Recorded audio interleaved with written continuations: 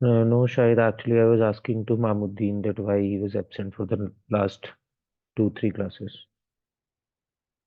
Uh, for everybody else, please feel free to ask your doubts from the exercises given in the last class, which were 9.5 and 9.6.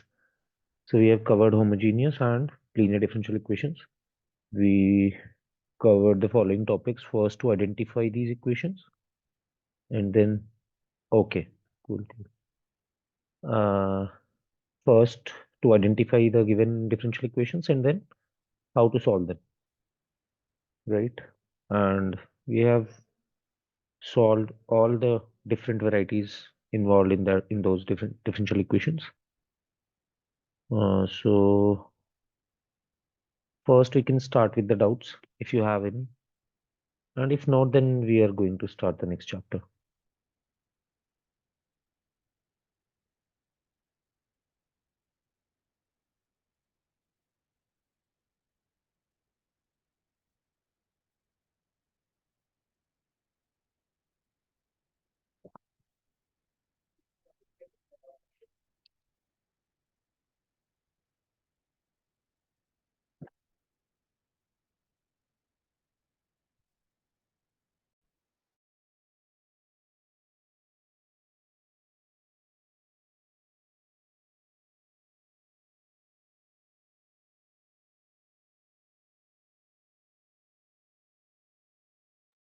Okay, I'm assuming that you guys don't have any doubts regarding these exercises.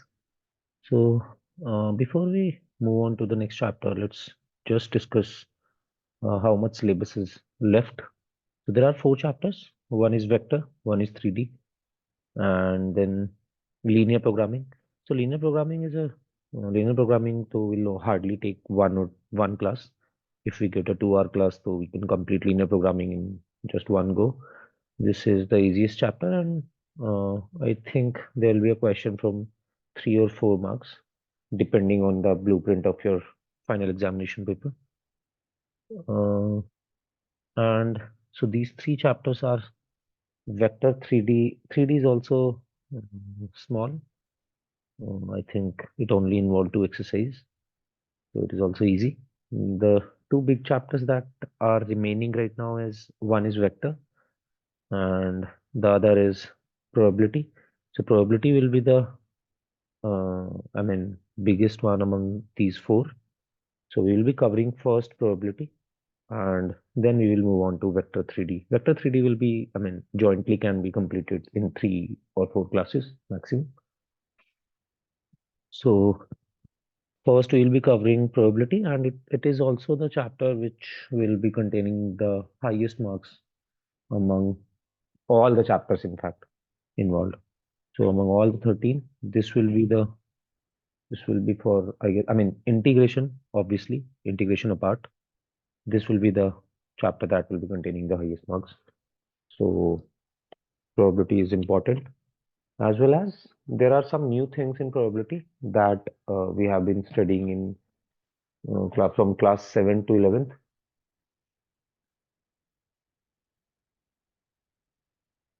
So starting from class 7th up to class 10th, we have studied only one thing in probability, that how do you define probability? Probability is number of favorable outcomes divided by number of total outcomes, right? But uh, this time we will be studying something different, some more technical terms. Some technical terms we have completed in class 11th, so those will be handy and will come into picture again. But there will be some new theorems, and in fact, this is not just known as probability. This is advanced probability because you will be learning some new theorems and different topics or advancement in probability that can help you solve in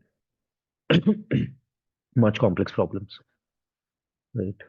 So, probability, we'll be starting with probability today.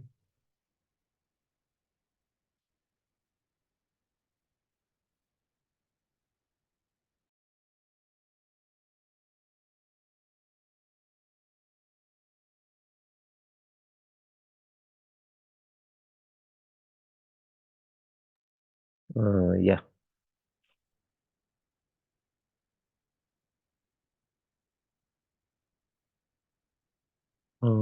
So I believe that all of you are introduced to these some technical terms that we have used, like equally probable events, or just give me a minute.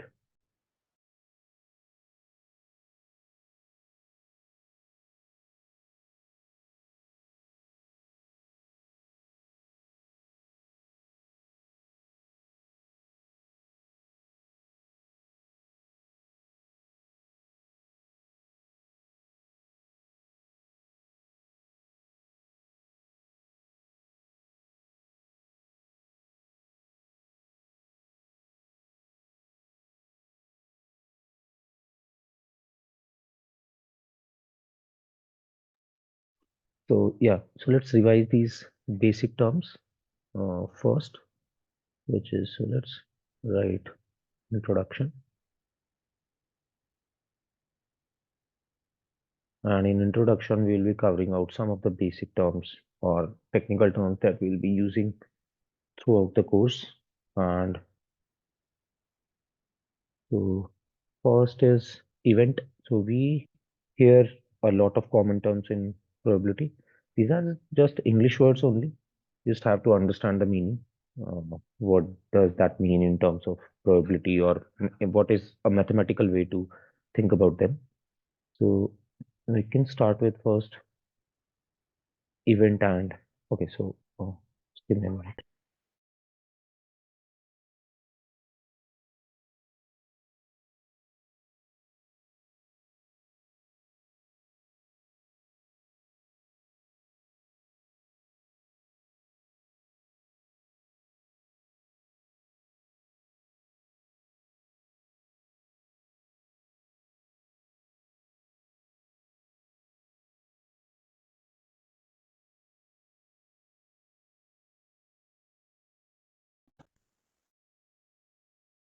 Yes, I can hear. Yes, Shavis, I can hear you. So do we have to do miscellaneous from Yes, else? I will suggest, Shavis, that you should solve miscellaneous for every chapter. Mm, Okay, sir. yeah. But some of the miscellaneous exercises are really good, like the one involved in integration, then the one in differential equations. These are good. You should definitely solve them. Also, application of derivatives. Yes. Yeah, and area also.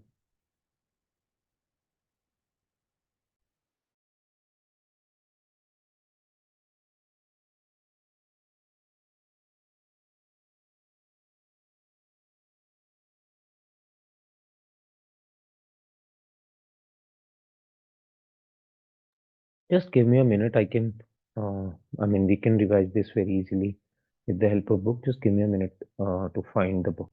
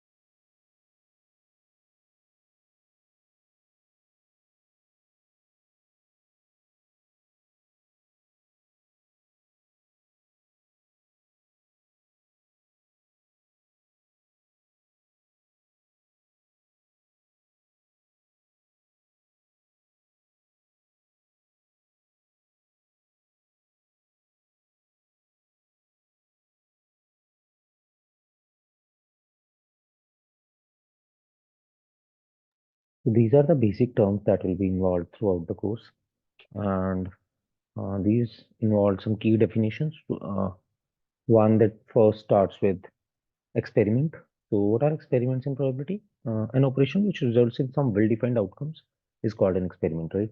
For example, let's say you throw a dice. So this is an operation which has some well-defined output, and in this case, when you are throwing a die, so you'll be getting one of the six outcomes, which are one, two, three, four, five, and six, right? So similarly, drawing a card is an experiment. Uh, Drawing a card while drawing a card, you know that you will definitely be getting one of the 52 cards that is being involved in the deck. So these are, I mean, experiment is an operation that results in some well-defined outcomes, right? So,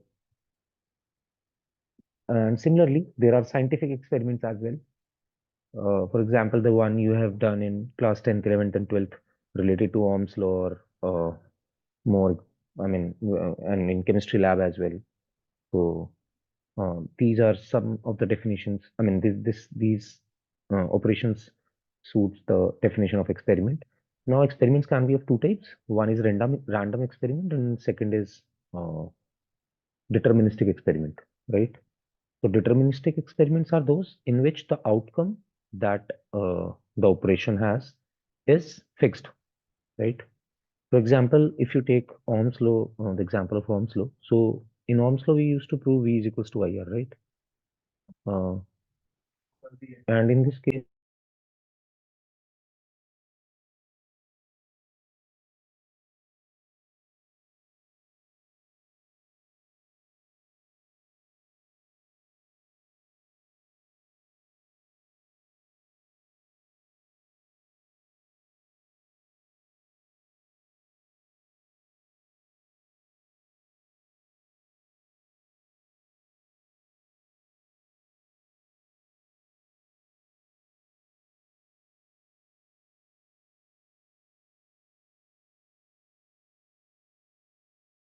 uh,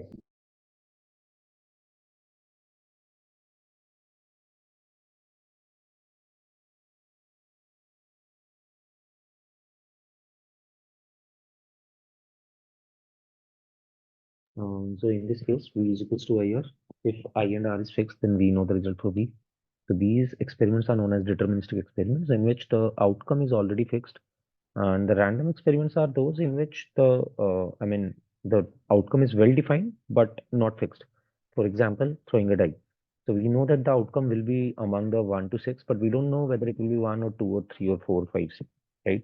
So these kind of experiments, which are random, involve the concept of probability, right? Because now we want to know what is the probability or how likely it is to get one when we throw a die, right? Similarly, how likely it is to get I mean, the there can be any question related to this, right? But this certainly creates a lot of questions when there are random experiments involved. And so the concept of probability is for random experiments and not for deterministic experiment. Because let's say if I give you one value of I and one value of R, then the probability of getting V is equals to something is either 0 or 1, right? So for example, if I is 1 ampere and R is, let's say, 10 ohm, then we know what is the value of V. V is going to be 10 volt, right? So if a question is raised like, if for value of I is equals to 1 ampere and R is equals to 10 ohm, will the value of voltage be 10 volt? Then the probability is 1. But the probability of getting any other value than 10 for voltage will be 0, right? So for deterministic experiment, there is no concept of probability. I mean, there is a concept of probability, but either it is going to be a sure event or impossible event, right? But in case of random experiments, every outcome has some probability depending on the situation, depending on the experiment, right? So an experiment whose outcome cannot be predicted with certainty is called a random experiment, right? Uh, Now, you can see these definitions here. If an experiment is performed many times under similar conditions and the outcome each time is not the same, then this experiment is called a random experiment, right? and this definition simplifies what we were saying and what we were discussing. So an experiment whose outcome cannot be foretold before is not a random experiment. For example, when a stone is thrown upwards, it is sure that the stone will fall downwards, right? So throwing a stone upward is not a random experiment because we know that the outcome is fixed. It is going to be fall backward, right? And there are two examples given, which we have been using since a long time. So for class 7th, 8th, 9th, 10th, we studied the same thing that there are random experiments and what is the probability of happening this or what is the probability of happening this. The only difference was that we try to create more, I mean, we try to just increase the sample space. And in a while, we will also discuss what is sample space. But before that, you can see these two examples. One is tossing a fair coin. This is also a random experiment. And then throwing an unbiased die. This is also a random experiment, right? Because while tossing a fair coin, either head or tail will appear. Similarly, while throwing an unbiased die, one of the possible six outcomes is going to happen, right? Now, the sample space is a set of all possible outcomes, right? So, in example of tossing a fair coin, your sample space is either head or tail, because there are two possible outcomes. Similarly, in the case of throwing an unbiased die, there are six possible outcomes. That is why the sample space will be the set of all these possible outcomes. So, if I write sample space is always denoted as capital S, and in this case, throwing an unbiased die, your sample space will be 1, 2, 3, 4, 5, 6, the set of all these elements, right?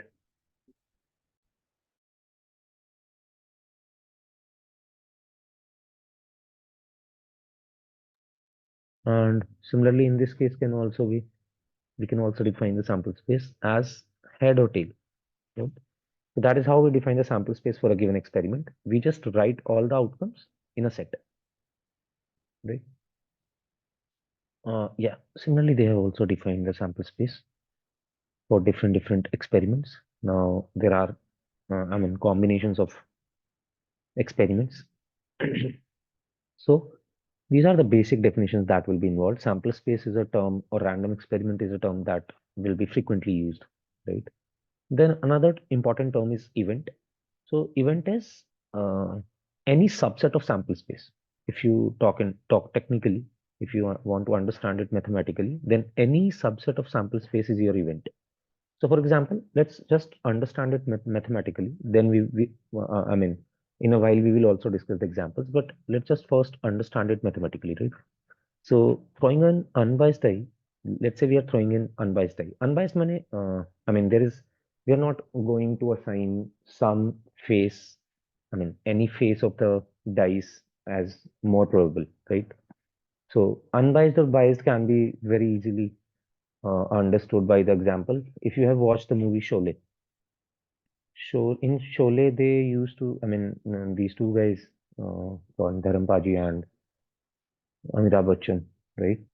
uh, Actually tossed a coin in which both sides were head, right? So that was a biased coin because the probability of head is 1 and the probability of tail is 0. So a coin can be made biased, but in our syllabus, there will be, I mean, all the random experiments will be unbiased. So every possible outcome will have an equal probability of appearing, right? So, yeah, so while throwing an unbiased die, uh, if we talk about the sample space will be 1, 2, 3, 4, 5, 6, right? Now, if I make any subset of this, that will be an event. For example, if I'm making a subset of 2, 4, 6, right? 2, 4, 6 is a subset of this bigger set S, right? And let's denote it as A. So this A is an event happening for this sample space. Now, I can also define this event as getting an even number. So if I define an event getting an even number, and getting an even number money, you need an even number as the outcome. So what are the possible outcomes? 2, 4, 6, right? So every event can be defined, uh, I mean, will be defined, and you have to find out that set. Okay, so event are basically subsets of sample space only. So if an experiment is happening, you'll be asked a question, and that question is your event, right? So you'll be interested in finding out the probability of that particular event, And similarly, a lot of events will be provided, and you have to find out the probabilities of these events. So experiment events and sample space is closely associated and will be used throughout the chapter. These were some of the important terms that you need to know before we start. And these are simple events. I mean, they are not necessary. Uh, Other important things are algebra of events, which are basically complementary events, the event A or B. So we are basically using sets in association of uh, with probability. Sets and probability go a long way in this chapter. So these are just basic formulae of sets only. We are going to extend these formulae of sets in probability, right? So whenever we will be discussing them, I will be providing these formulae. But for now, just remember that how do what was the meaning of complementary, right? Complementary was no, right? So if I write a complement, it means not a, right? And we have learned how to write and read these terms of set while completing set.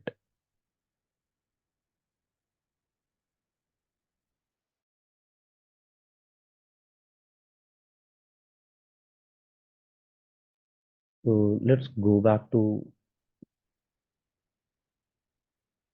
just a minute.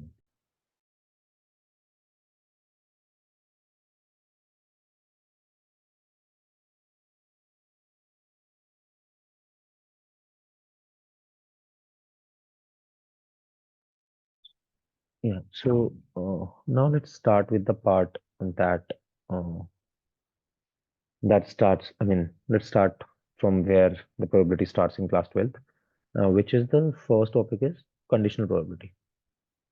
So in introduction, we need to know about certain things, random experiment,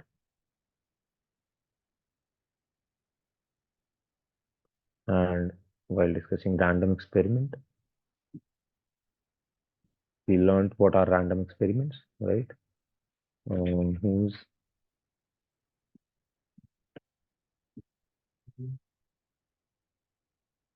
Whose outcomes are well defined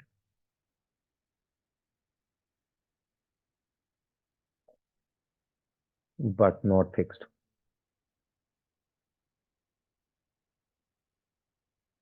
Then examples are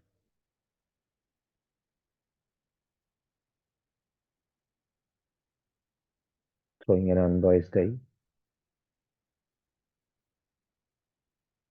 Its outcome, I mean, outcomes are fixed. Outcomes are well defined but not fixed.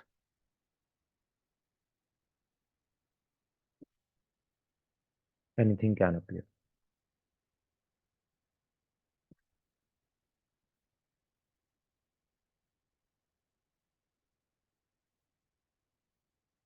Then the second thing is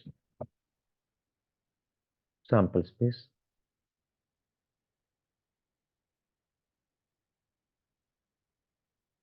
which is basically your set of all possible outcomes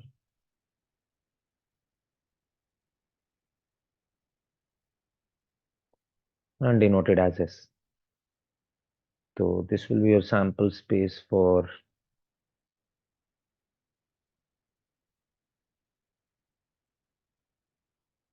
throwing an unbiased die.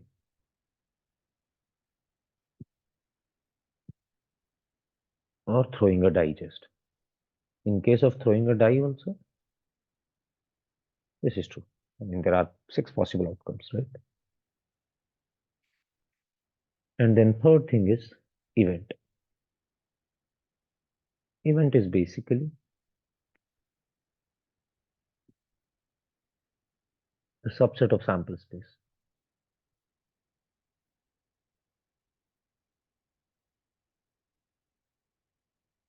And for example, we can take some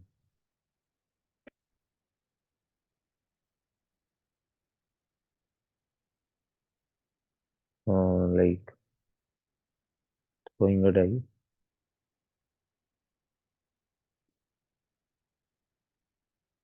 right?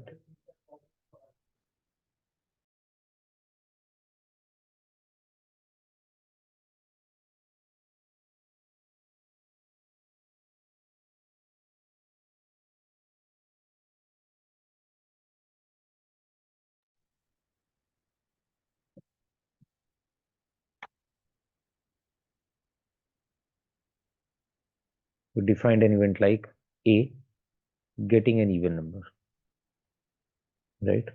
So this event can be defined as 2, 4, 6. I mean, the possible outcomes for this event are 3, which are 2, 4, and 6, right? Similarly, I can define another event as B, getting a prime number. What is the probability of getting a prime number, right? So I will first see what are the favorable outcomes of this event, which is getting a prime number, which will be 2, 3, and 5. There are 3 prime numbers involved in this case.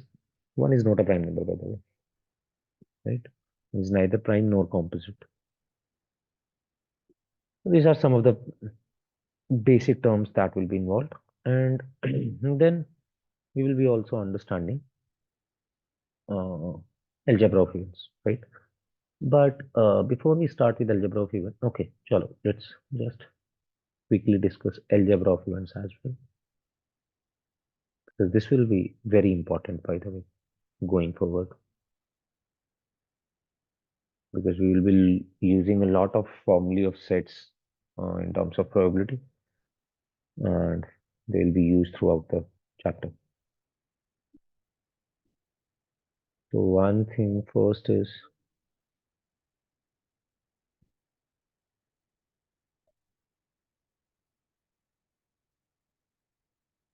let's say there are 3 events, right? We will be talking about, I mean, maximum, at max we can use 3 events. There will not be more than 3 events used in our syllabus. So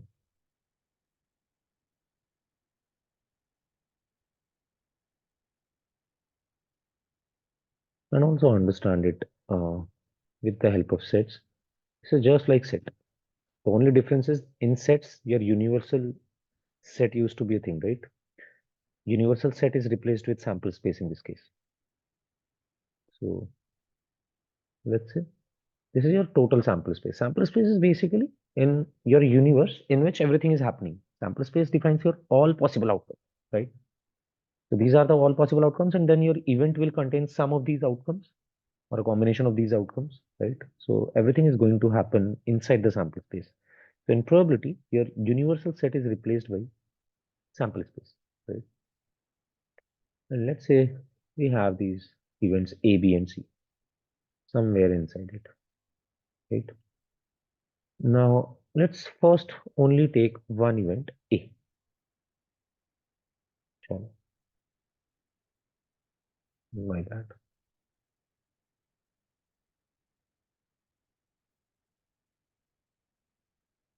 right? So let's say this is the event A. A is basically a set that can be defined with the help of Venn diagram, right? So this is A. Okay. Now the first definition that we would like to understand is complementary event.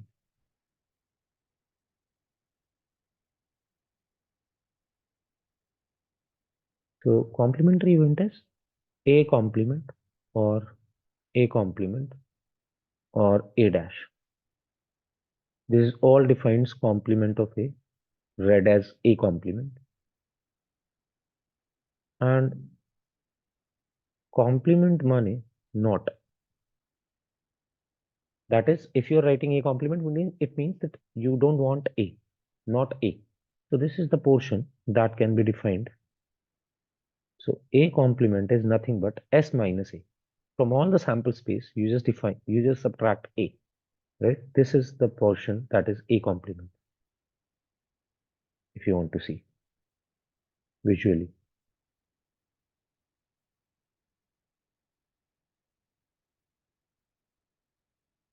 Mm,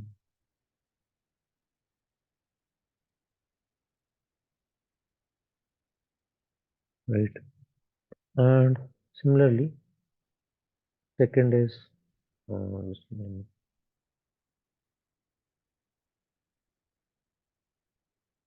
So first is complementary. Second is the event A or B. Then third is event A and B, event A but not B. Yeah, correct. Cool. So yeah, second will be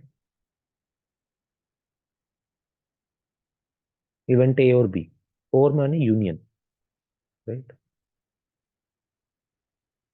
also known as union. So event A or B can be written as A union B. Let's say I have this whole sample space inside which there are two events A and B, and let's say there is something common between them. We have used these uh, different figures, exactly the same figures in sets also. So A union B, and we used to count, if you remember, number of elements in A union B, which used to happen number of elements in A plus number of elements in B minus number of elements in A intersection B. The similar concept will be used in probability also. So during probability, we just replace N with P. So probability of A union B, probability of happening either A or B, is equals to probability of A plus probability of B minus probability of A intersection B, right? Similarly, if I want to use, in this case, the probability, number of elements in A intersection used to number of elements in S minus number of elements in A. I mean, U minus A, it used to be U minus A. So in place of U, we are using universal set, right? In place of universal set, we are using sample space because sample space is the whole universe that we are going to talk in probability. So number of elements in sample space, so it can be written as probability of A intersection, probability of A complement is equals to probability of sample space minus probability of A. Now, what is the probability of sample space? 1. The sample space is always going to happen. There will be some value from sample space which is going to occur. So probability of A complement is equals to 1 minus probability of A. If you want to find out what is the probability of happening not A, then you can find that out if you know what is the probability of happening of A. You have to just subtract that probability from 1 because the sum of either something happening or not happening is going to be 1. Either it will happen or not happen. But the probability of happening or not happening, if you sum them, you will always going to get 1. Right? Similarly, the third, Sir, yes. just scroll up. I had some words.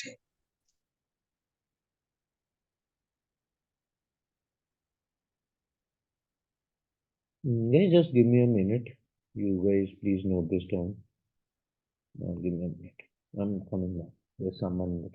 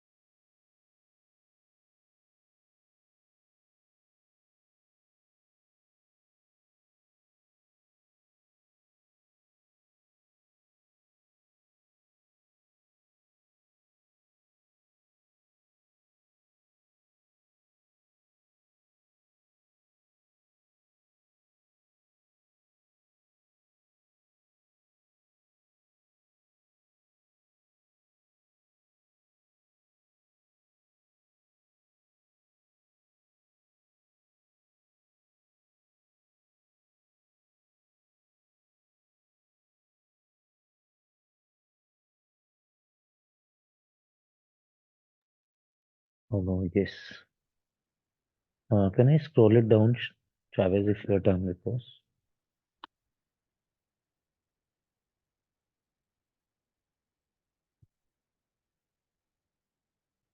Okay. Yes, The third one is sir.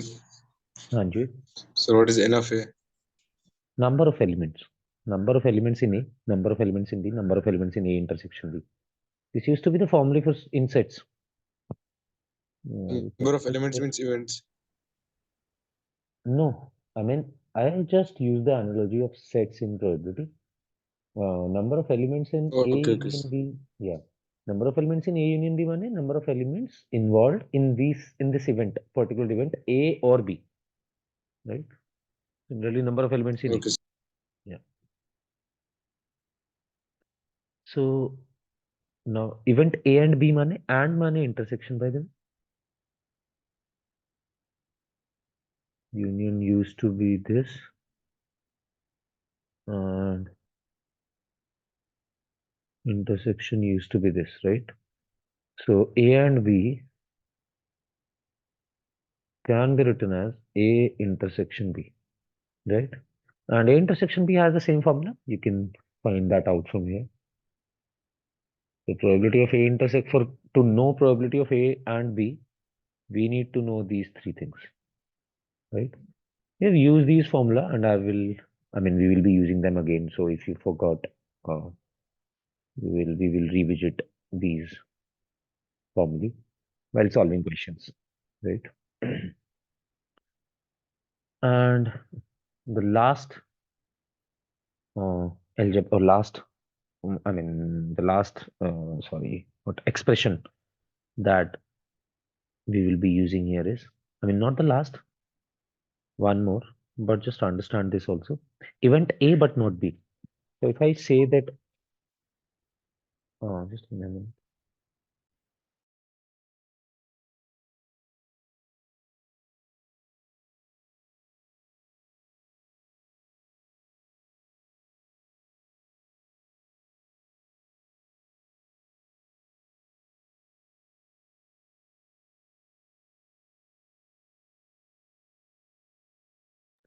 Guys, just give me a minute. There's someone on the gate, so I'll have to attend. Just give me a minute.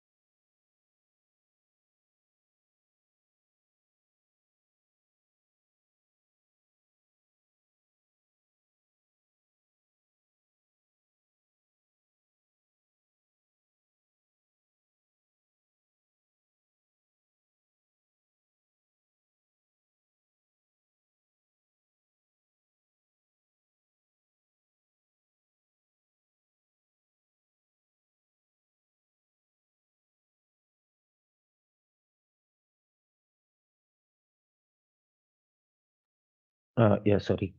So, event A but not B is, first of all, understand this thing also, that whenever we are using not, right? So, not money, complement that we've discussed. So, if we are saying event, we want, it means that event A but not B money, uh, we want event A, but we don't want event B. So, how are we going to rate this? So, these type of expressions will come a lot when they will want some particular event. I mean, let's say they give us three events, right? But they want two events only, and they don't want another third event. So in all these examples, we will write this as event A but not B money. We want A, but we don't want B, and an intersection between them, right? So A and not B. We want A but not B. So this is going to be written like this: A intersection B complement, right? So how do we find out this? Or in fact, what is the reason that this particular combination of events represent? So let's take this example, right? This where we have defined S, A and B, these three events. Okay, I'm going to write it here. Let's say this is S, right? This is A, this is B. So what is the portion that represents A but not B? This portion. We want A but not B. See, the whole portion of A is this, but we don't want that portion from A, which is common with B. That is which comes in B, right? So this is the portion that we are going to represent. I mean, we want to represent. And similarly, if you want to understand what is the portion of A or B, so A or B is this.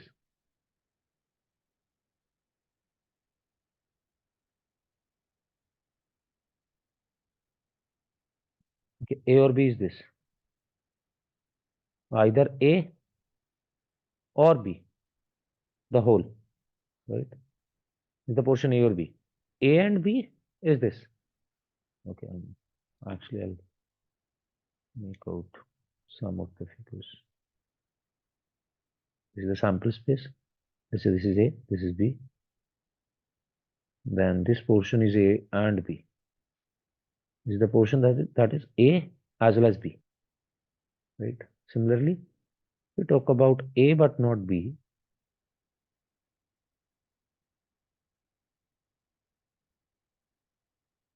then this is the portion that we are going to talk about, that we want, right? So A but not B. Now, how do we write probability of A but not B? Simple. Probability of A, take the whole A and subtract this A and B wala part, right? Similarly, they can expect us to find out the probability of event B but not A. Another possible combination of the same structure is event B but not A. We want B, but we don't want A, right? So how can we write this? This time we don't want A, but we want B. Simple, right? Similarly, probability of A intersection B is what? If we subtract the probability of A and B from B, we want B, but we don't want A. So how can we write this? Let's say this is the sample space, this is A, this is B, right? This time we want B, but we don't want A. So we want this portion. The same structure, but this time just it is happening for B, not for A. So we will find out the probability of B, and then we will subtract the probability of A intersection B, and that can provide us with the probability of B but not A. Right. So these are just simple algebra of events. Now let's start with the first topic of class 12, that is conditional probability. Right. So if you are writing this, please note this down. These are the final.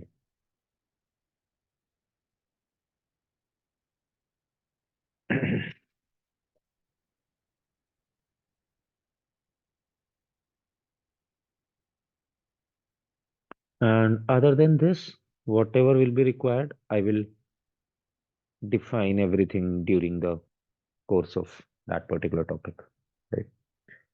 Okay, so let's start with the first topic of class 12, which is conditional probability. So it used to happen.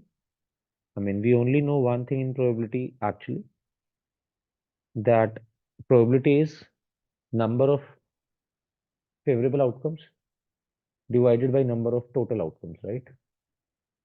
So, and in class 7th, we have done this on coins. Then in class 8th, we introduced, I mean, die as well.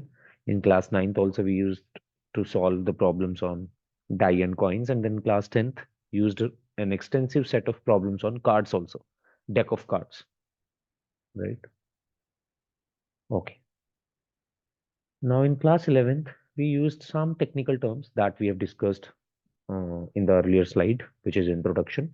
And along with that, we have also understood how to use sets with the with probability, right? Uh, now, so in class 11th, the first time we studied something different in probability. Earlier, we only studied one formula, that number of total favorable outcomes divided by number of total outcomes. The essence of probability is the same in class 12th also and in class 11th also. The essence of probability is always going to be the same. That is, I mean, what probability defines is that if you want to find out a probability of an event, particular event, then you want the number of favorable outcomes to that particular event, and you will divide that by the number of total cases, and that makes sense, right? This is also, I mean, that makes sense, that that makes logic. We are basically quantifying our logic in probability, right? So the essence of probability will going to be the same throughout the chapter, but we will be using some different terms. Like the first concept that you guys need to understand is conditional probability. So we used to find out. So okay, let's take a case. Let's take an example first, and after the example, we are going to actually uh, discuss what is conditional probability or the definition of conditional probability. But before that, let's take this example. Consider throwing two die, right?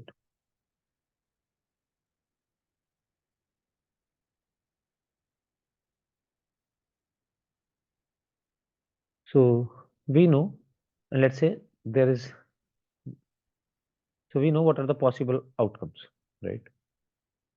Possible outcomes, or in fact, the sample space for this random experiment can be defined as either the first die contains one and the second die also contains one, or the first die contains one, second die contains two, 1, 3, right? And similarly, 1, comma 6, right? Then the first die can contain two, the second can one. Similarly, all the possible combinations of first dice having two and second dice can have anything. Then similarly, first dice can also have three, 3 to 6, 4, 1 to 4, 6, 4, 1, 4, 2, 4, 3, 4, 4, 4, 5, 4, 6, 5, 1, 5, 2, 5, 3, 5, 4, 5, 5, 5, 6. And similarly, 6, 1, 6, 2, 6, 3, 6, 4, 6, 5, 6, 6, right? So there are in total 36 possible outcomes to this random experiment,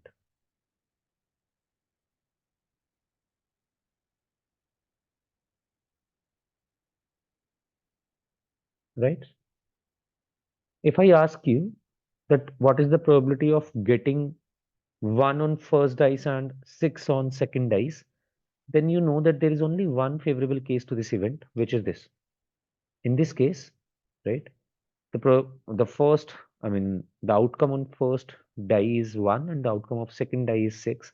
That is the favorable case. We want the outcome of first die as 1 and we want the outcome of second die as 6, right? Now understand it through some events. I'm going to write these events. So first event is event A, right? This is event A. Okay, I'm going to actually use some different color.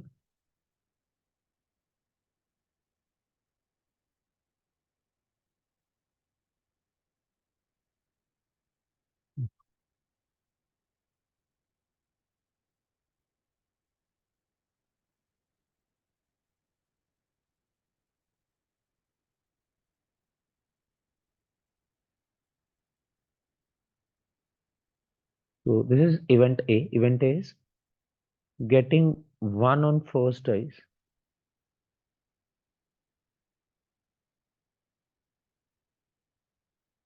and 6 on second die. So we know the only possible outcome of this event is 1 comma 6, right? Getting 1 on first day and 6 on second day.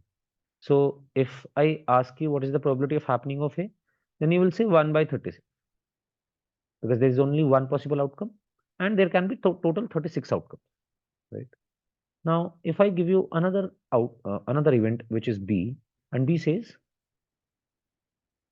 getting 1 on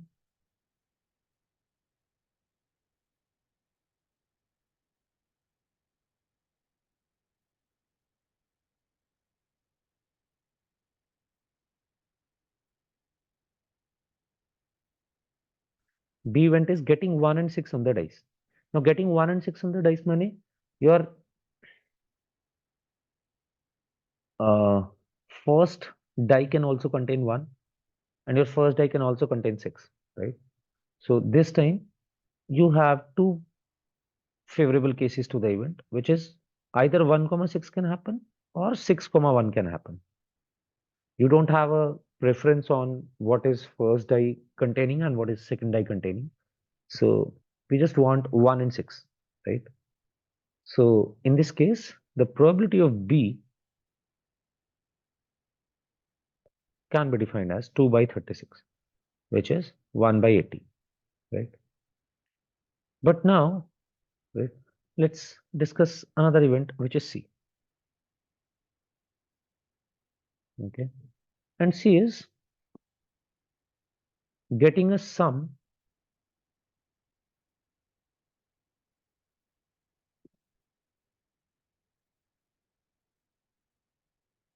of 7 with the numbers that come on the dice, right?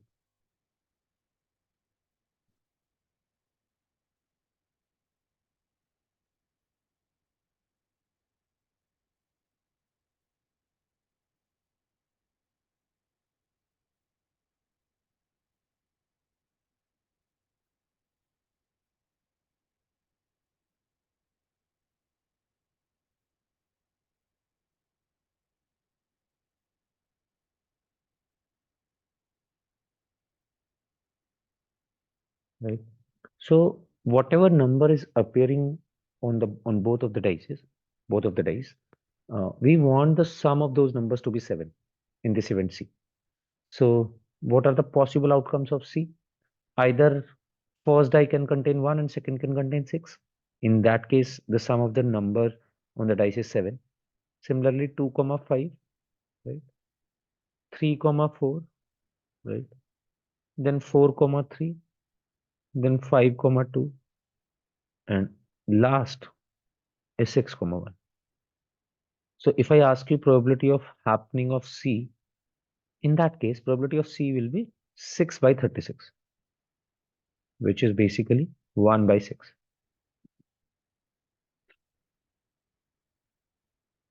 Correct?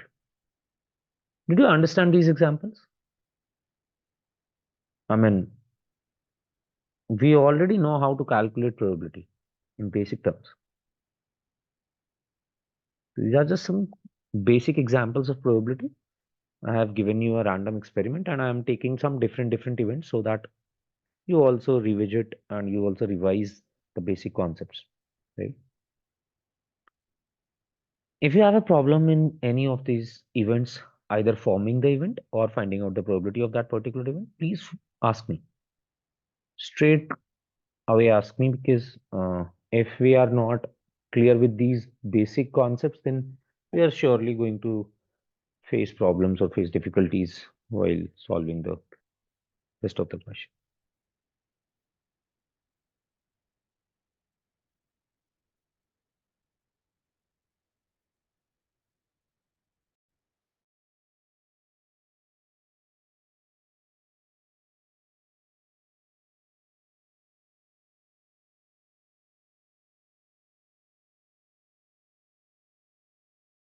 Okay. In that case, let's form another event D. Okay. Which is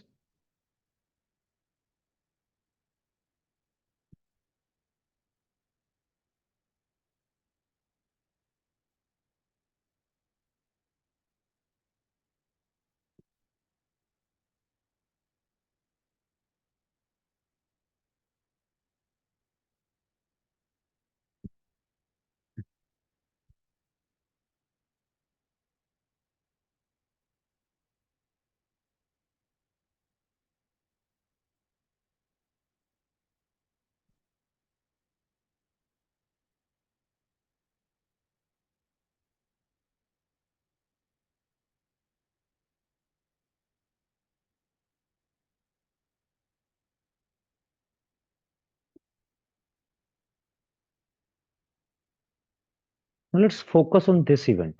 First, understand the event. And can someone explain me what is the event?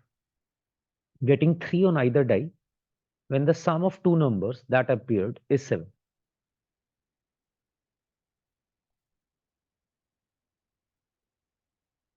Did you understand the event and can you tell me the probability of D?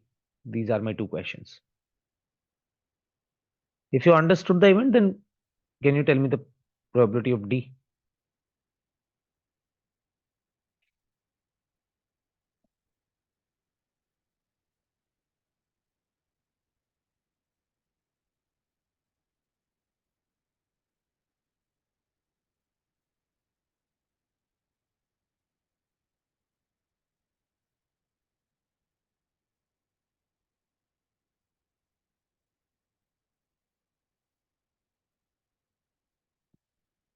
Yes, Shahid. Correct. So what should be the probability?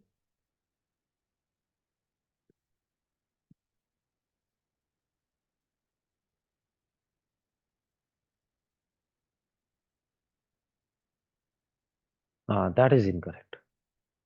That is where the concept of conditional probability come actually. Hanji, anyone? Did you understand? Can you tell me the possible outcomes of D? I mean, Shahid has already told me. Austin, Humamuddin, Tharif, and Chavez. Can you tell me the possible outcomes of D? What are the possible outcomes of D?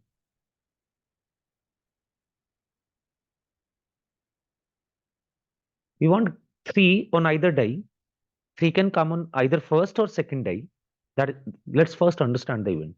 So event says that we want the condition is that we want 3 on either die, right?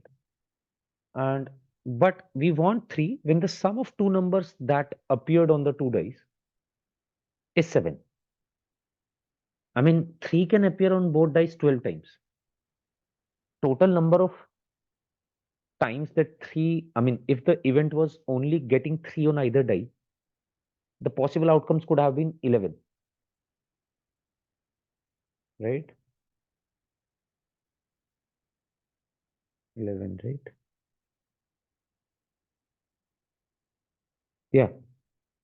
I mean, either it could have happened that 3-1, 3-2, 3-3, 3-4, 3-5, 3-6, or 1-3, 2-3, 3-3 is same, 4-3, 5-3, 6-3. But we want 3 on either die when the sum of two numbers that appeared is 7. It means that it is already defined. There has been, we have put a condition that the sum of two numbers that appeared on the two dice is 7. It means there are only six possible events now. Sorry, there are only six possible outcomes now. 1-6, 2-5, 3-4, 4-3, 5-2, 6-1. 1-6, 2-5, 3-4, 4-3, 5-2, 6-1. When the sum of two numbers that appeared on the die is 7, there are only six possible outcomes. Now we want the cases in which getting 3 on either die is true. Getting 3 on either die is true for two cases, 3-4 and 4-3, right? So the possible outcomes of this event is 3-4-4-3. We want 3 on either die when the sum of two numbers that appeared is 7. So if 3 is on first die, then the second number has to be 4. And if 3 is on the second die, then the first number has to be 4. Right? So this is the total possible outcomes of event D, right? But to define the probability of event D, that is getting 3 on either die when the sum of two numbers that appeared is 7, the probability of D has to be 2 by 6. Now, why 6? Because there are only 6 possible outcomes of this event when the sum of two numbers that appeared is 7. When the sum of two numbers that appeared is 7, then the probability, the sample space is already fixed. So this is a condition. There is a condition that we applied here.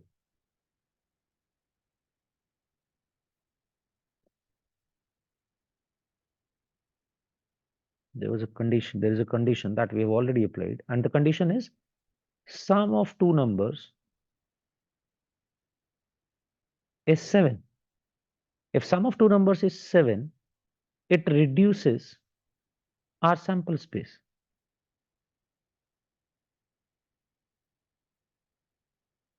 This is very important.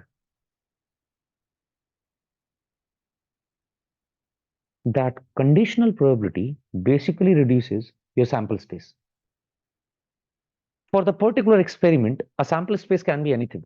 But when we have put a condition, when we apply a condition, we have to think the sample space in terms of that condition only now.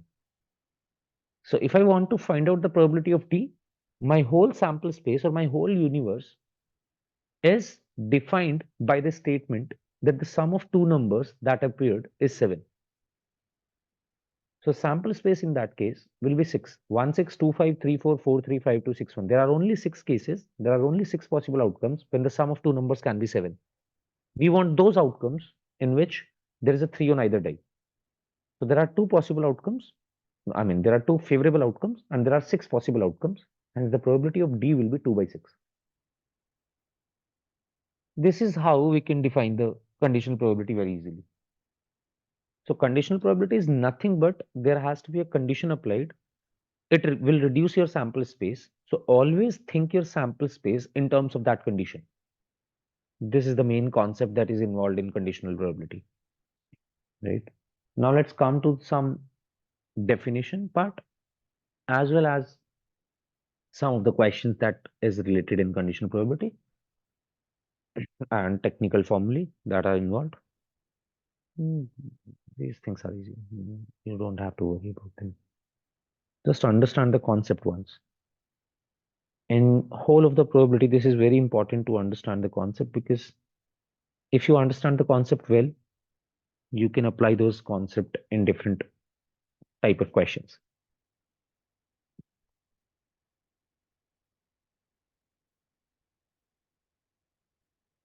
So I think this question, the sample space would be 6 because it is a well-established fact that we are only looking through this situation when the sum of two numbers that appeared is 7. So if the sum of two numbers that appeared is 7, it means that there are only 6 possible cases, not 36. In all the 36 cases, the sum is different. The sum of the two numbers is not 7.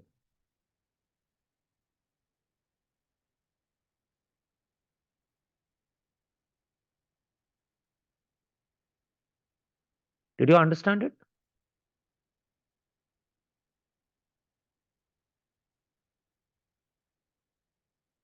Okay. So let's uh, okay. Let's also understand. I'm doing a different thing this time. I'm defining this event D. Okay. I'm now defining two events. Everything can be understood with the help of examples very easily. And we will only define the formula once we are very sure about the concept. Right. I'm sure you guys will understand the concept because probability is very interesting, by the way. यार मैं तो probability पढ़ रहा हूँ काफी time से. My course included extensive probability and statistics, and I'm very sure that you should by far be knowing about the application of probability. Everything is happening through probability. In fact, these image generation, image edit, you edit a lot of images to post on Instagram. and that is actually done by CNN. CNN is convoluted neural network, and every model, every machine learning model includes probability. Every machine learning model. So whatever, everything that I'm writing this, there's a probability that is working behind it. So everything is actually happening on. Obviously, I'm talking about computer machines. So a lot of algorithms are defined or are used. Not a lot of every algorithm, I would like to say. Most 99.99% of the algorithms are using probability. Okay, so let's define two more events. Event A is getting 3 on either die.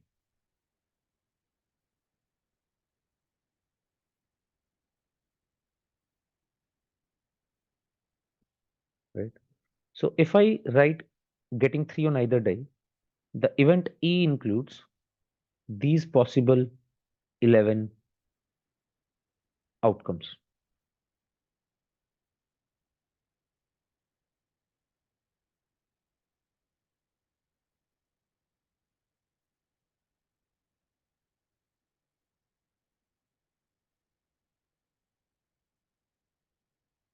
Right? Getting 3 on either die money, either first die should contain 3 or second die should contain 3. Correct? So if I ask you what is the probability of E, you can very easily define that. Now, let's say I give you another event F, which is sum of two numbers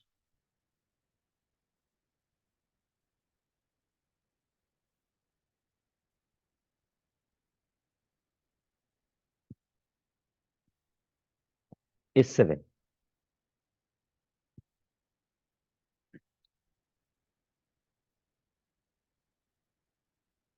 This is nothing but breakdown of D. The event that I have earlier defined was D. I'm doing nothing but I'm just breaking down the event D.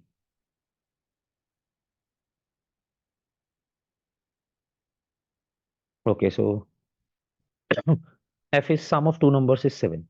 So if I just think purely in terms of F, which is sum of two numbers is 7, there are 6 possible outcomes that can come in event F.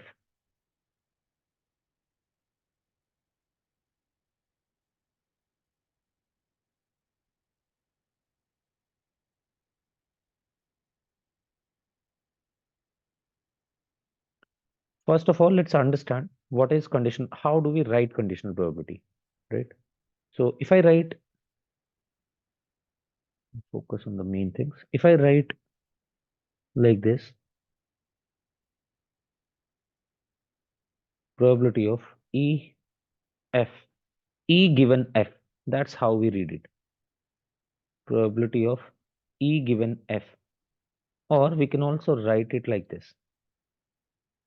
Probability of E given F, and this is read as probability of probability of E given F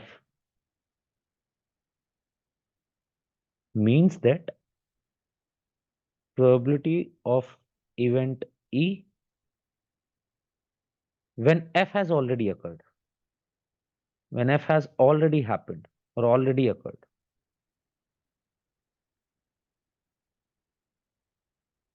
So to first of all understand the way of writing, conditional probability is written like this: probability of E given F, probability of E by F, probability of E given F. And it means that we want to find out the probability of event E when F has already occurred. For example, this same thing is probability of D. Why? Because D was saying that we want we want 3 on either die, given that the sum of two numbers is 7, right? So there were two different actually events that were simultaneously occurring. That were involved in defining event D, which were E and F. So probability of E given F is basically probability of D. That is, we want to find out what is the probability of uh, appearance of 3 on either die when the sum of two numbers on the that appeared on the dice is 7. So there will be an event that has already occurred. Whenever we talk about conditional probability, there will be an event that has been already occurred, and there will be an event that is involved or that is happening, and we want to know the probability of that event. So E is the event that is happening, and F is the event that has already happened, that has already occurred. So the probability of E, given that F has occurred, is conditional probability. That is how we define the condition. Probability of event E when F has already occurred.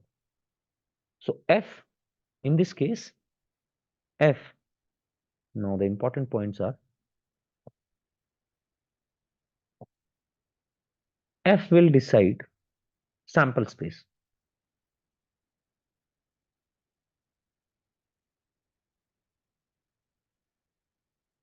Your F event will define the sample space because this is the condition that has already occurred. You have to, you can think it like that. You Sir, have to, yes, can you just repeat? sorry. Can you just repeat? Yeah. So I was saying that F will decide the sample space. It means that this F condition has already occurred, right?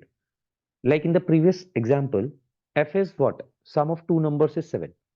So this condition has already occurred. I mean, we are finding out the probability of getting a number 3 on either die, but the condition is that the sum of two numbers is 7. So the whole universe or the whole sample space that we are going to talk will be decided by sum of two numbers is 7. तो your event F means that जो भी condition हो चुकी है या जो भी event हो चुका है वही हमारा सैंपल स्पेस पूरा डिसाइड कर रहा होगा, क्योंकि उसी के अंदर हमें सारी प्रोबेबिलिटी निकालनी है। तो हमें बेसिकली पता है क्या करना है, प्रोबेबिलिटी के अंदर प्रोबेबिलिटी निकालनी है। सिंपल सी डील तो ये है, मतलब हमारे सारे कॉन्सेप्ट इसी के अंदर इसी के अराउंड रिवॉल्व करेंगे। इस बार की प्रोबेबिलिटी चैप्टर में हमें प्रोबेबिलिटी के अंदर प्रोबेबिलिटी निकालनी होगी।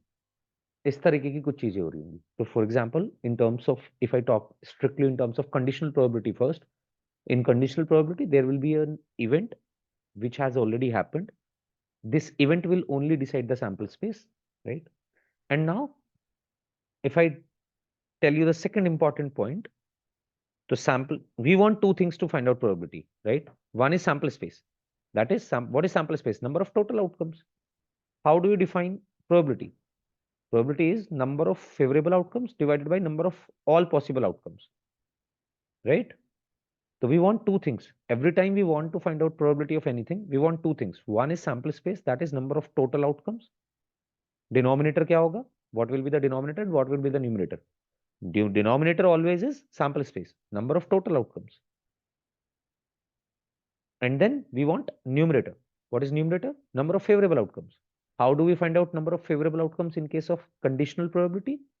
It is Yes, this. sir. Yes. If sum of two numbers is 7 is a probability. No. Sum of two numbers is 7 is an event. Sum of two numbers is 7 is an event.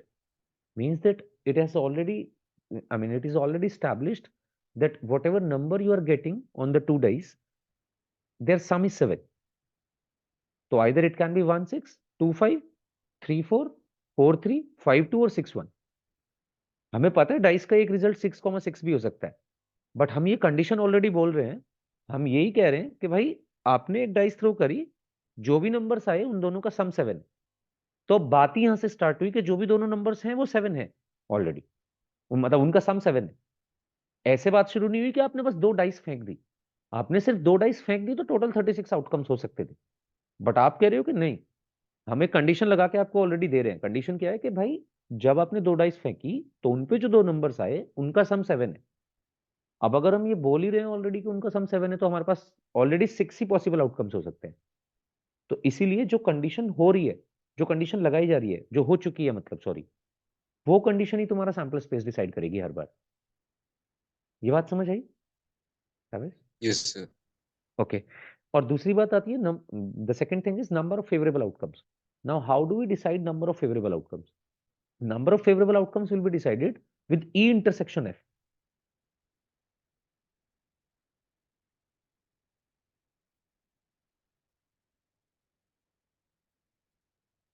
Let's understand this also.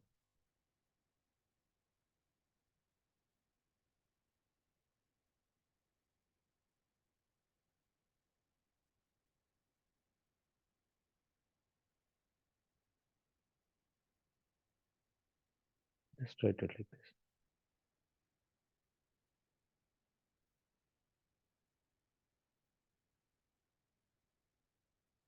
Now understand it with the above example. Shayad the class will be by 9 today also. I mean, the whole week we will be having an extra class, and today's class will also be by 9. We will be covering a significant portion of probability. We will also cover one more topic after this.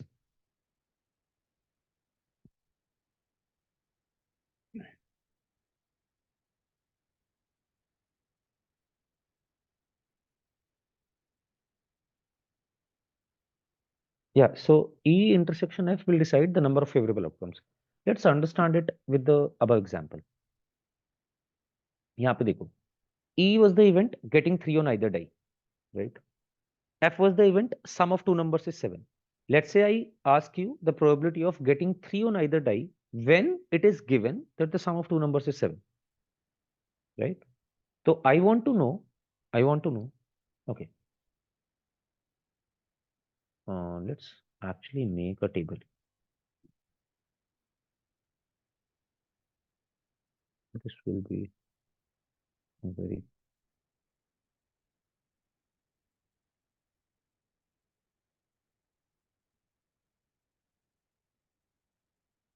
yeah.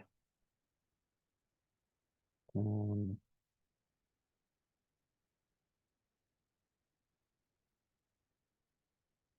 ah, so in the above example, E was your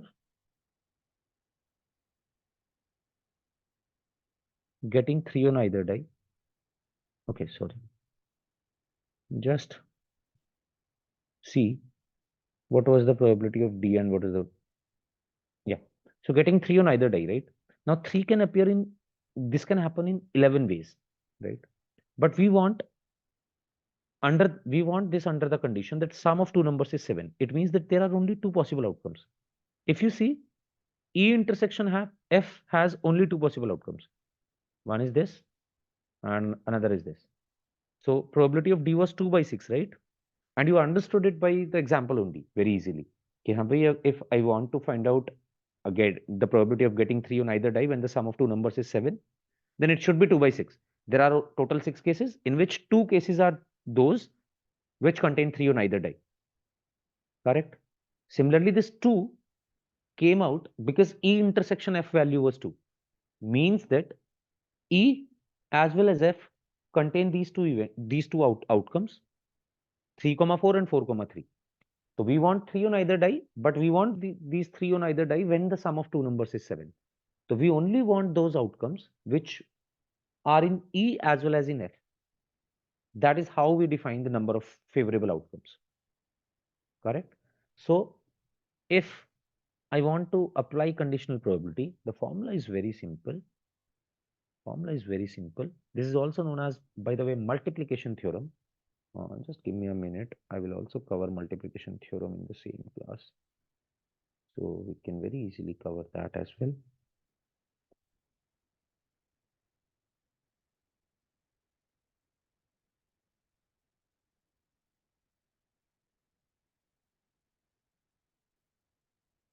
So first, let's define some basic formulae, which are first is how to define probability of E intersection F. It can be defined as probability of E intersection F divided by probability of F, which can also be defined as number of elements in E intersection F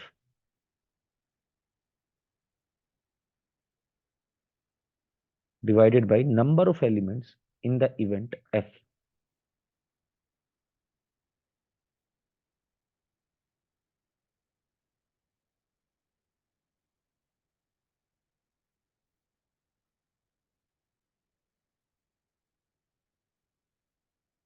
Yes, sir. हाँ जी. E means like the die will be 3 or something else. I mean, E is an event. All right. Okay. E can be anything. It depends on the particular experiment, right? They will define these events very clearly. Don't worry about that.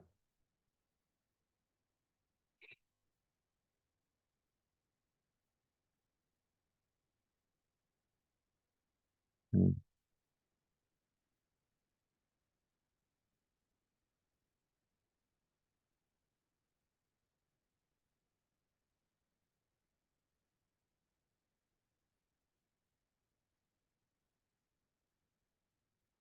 This is, by the way, from this, I mean, from the same formally, you can actually define this value, probability of E intersection F. If you see, probability of E intersection F can be defined as probability of E given F into probability of F using the same, right? Or you can also write it like probability of E given F, sorry, probability of E intersection F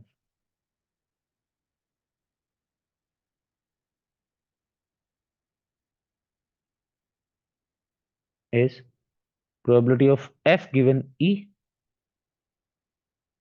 into probability of E.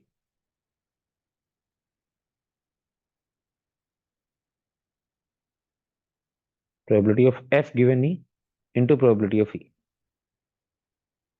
If you see closely, this is same.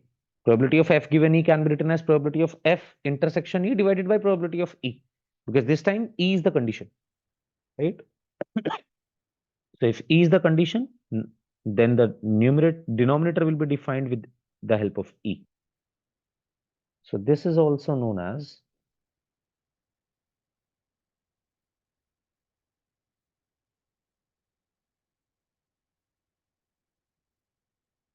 multiplication theorem in probability, which is basically our next topic also. But multiplication theorem and conditional probability are interrelated. Multiplication theorem basically gives us a way to find out E intersection F with the help of conditional probability.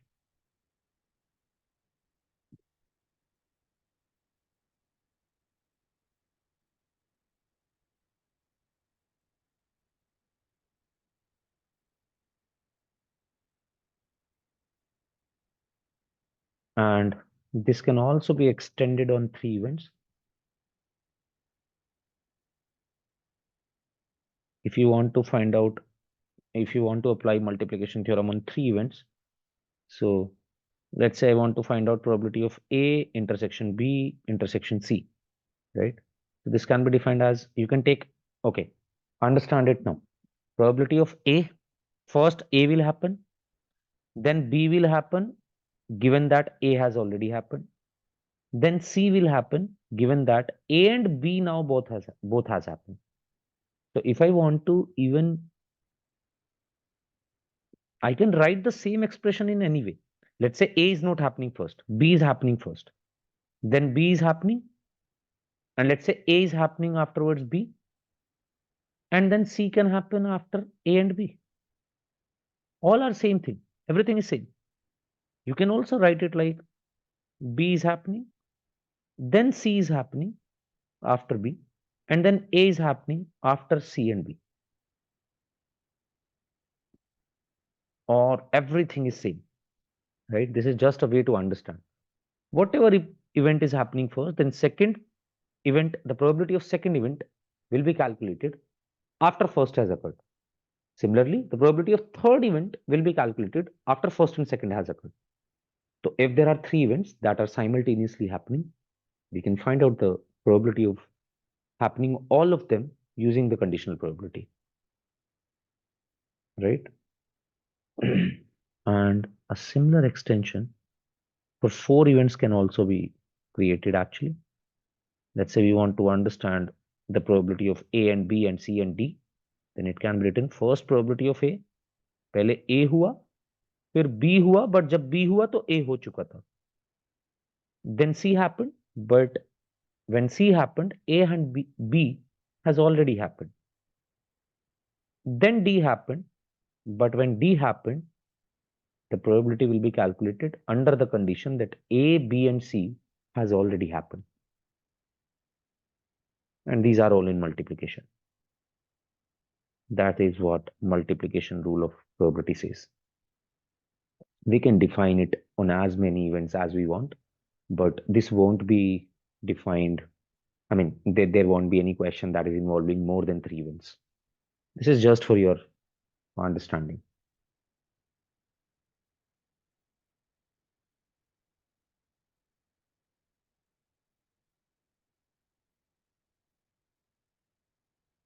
And the last thing that I would like to define will be independent events. And then we will solve questions from this portion.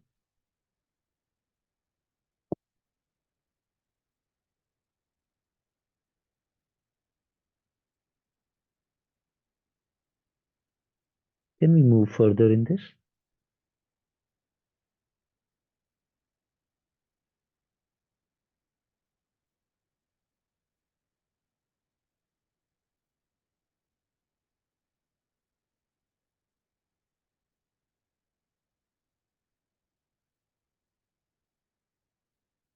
Uh, as the name itself suggests, independent events are those events which are not related to each other. But mathematically, how do we understand that these two events are even independent? So first talk logically. Let's say we are throwing two die, right? So the outcome of first die is not dependent on the outcome of second die. First die can contain anything. Second die can also contain anything, right? So these events are independent of each other. Let's say we are throwing a die. Okay, consider, just write these examples in this.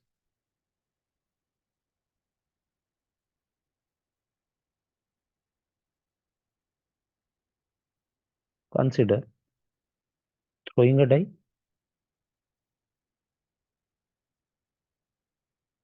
and tossing a coin, right? So I'm throwing a die as well as tossing a coin. Now these events are independent of each other. Or rather, you understand it like this: these events are called independent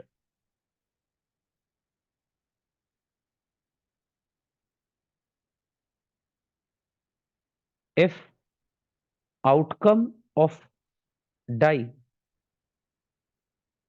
has no impact or relation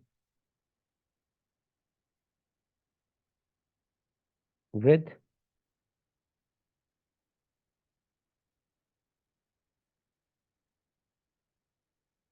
the outcome of coin. So if one comes on the die, then you don't know what is the outcome of the coin. Similarly, if two comes, then tossing a coin, coin can produce any result. Similarly, 3, 4, 4, 3, 4, 5, and 6. So whatever is the outcome of your die is not impacting the tossing of coin.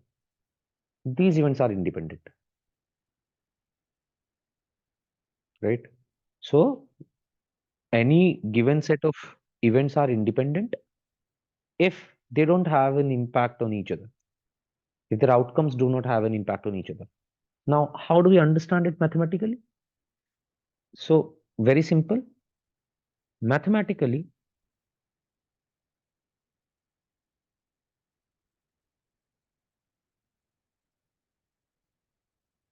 if understand it like this, probability of A given B is equal to probability of A.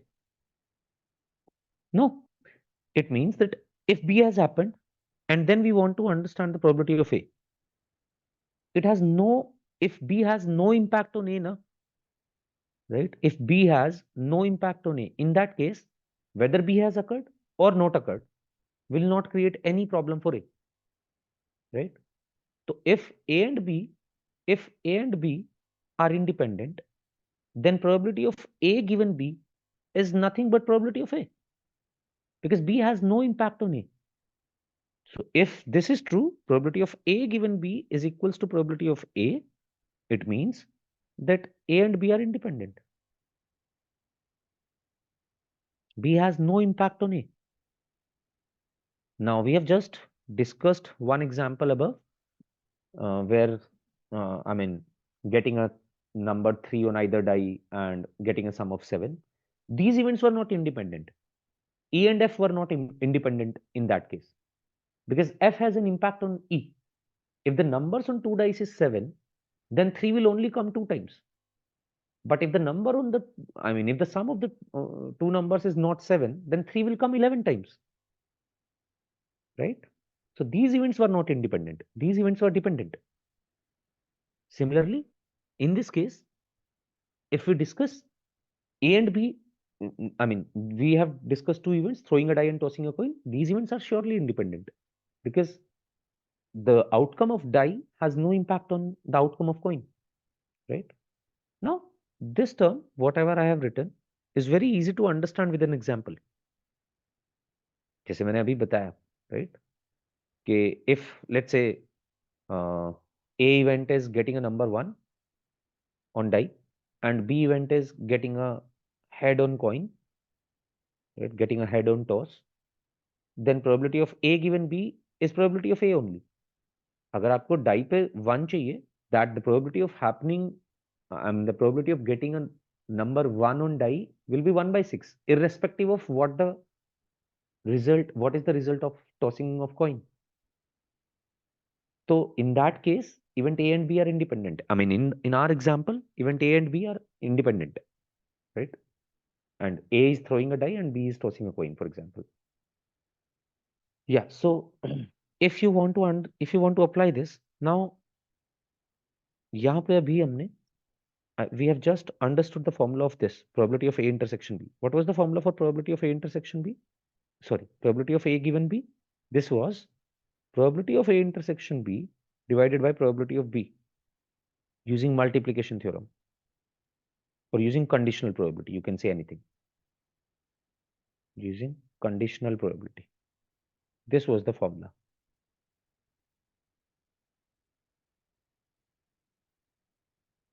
But independent event says that if A and B are independent, it means that probability of A given B should be equal to probability of A. And that makes total sense if we think logically, correct? But that is a formula. Conditional probability says that I can always, conditional probability did not assume that A and B are independent. Conditional probability to says whatever A and B are, I don't care whether A and B are independent or dependent, whether they are dependent or independent. Every time I can define probability of A given B. And how? By using probability of A intersection B divided by probability of B, right? So in that case, these right hand side must be equal. So in independent, if A and B are independent, that actually creates a new formula. If A and B are independent, right, then these right hand sides must be equal. That is, probability of A has to be equal to probability of A intersection B divided by probability of B, right? It means that probability of A intersection B can be defined as probability of A into probability of B if the two events are independent. This is a very important formula. So there are three formulae. I'm going to actually number them. One of them is this. If the two events are independent, how do we check? We check using this formula. Probability of A intersection B must be equal to probability of A into probability of B. Condition for events to be independent.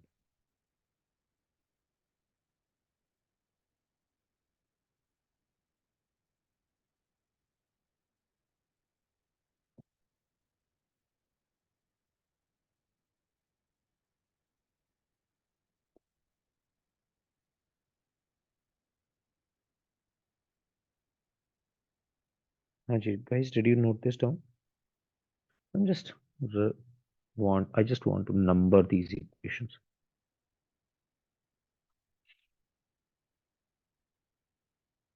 So this is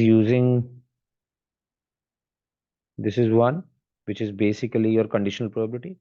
This is two, which is basically your multiplication theorem. And then this is third, which is basically your independent events, right? So there are three, one and two are same. Multiplication theorem and conditional probability is not different. Multiplication theorem is just another perspective of conditional probability only. And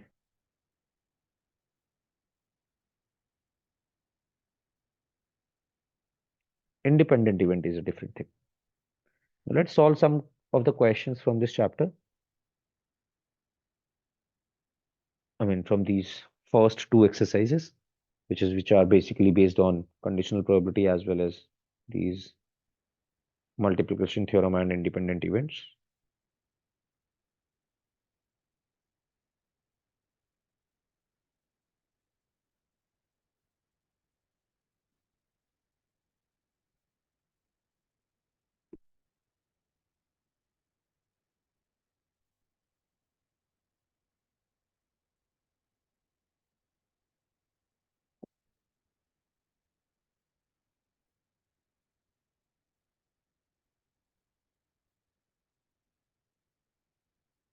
Okay, let's come to exercise 13.1 directly.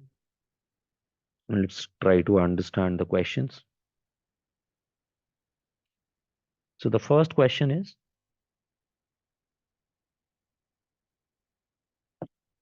uh, can I scroll down?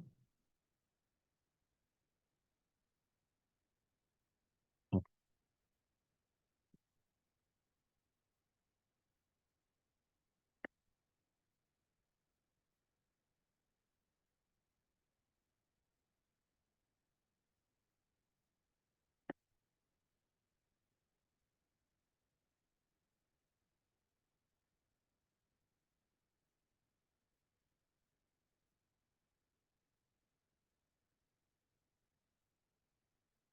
So probability of E is 0.6, probability of F is 0.3, and probability of E intersection F is 0.2. We need to find out probability of E given F and probability of F given E. Very easy, just use the direct formula. I mean, as long as they're not using the word problems, this will be easy to understand. So let's find out first probability of E intersect E given F. Probability of E given F will be probability of E intersection F divided by probability of F, which the event that has already happened.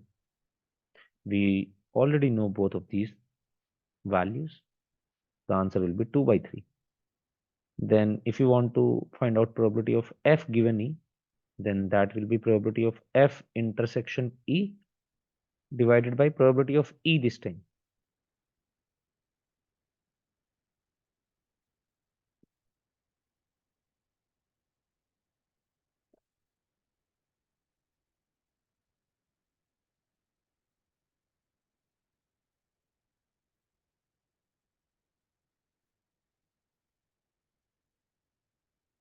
Okay. Every one of you has NCRT?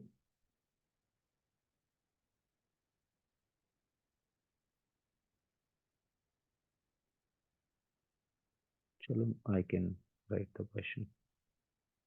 Let's come to question number 3.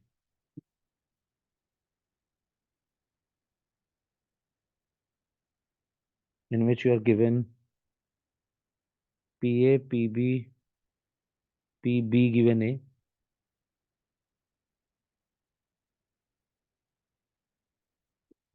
PA is 0.8,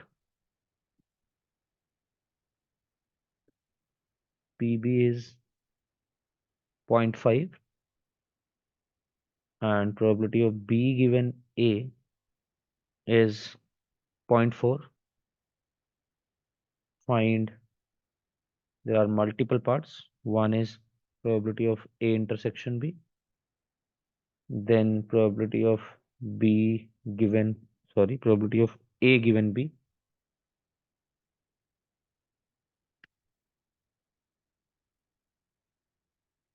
and then the third thing is probability of A union B.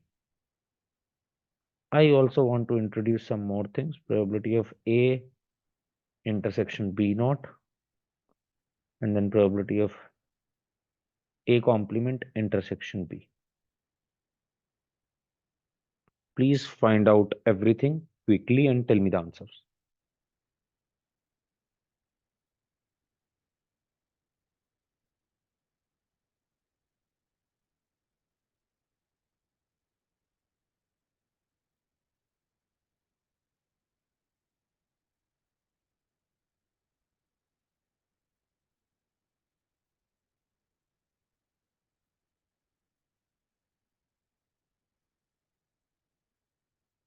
And also tell me whether A and B are independent.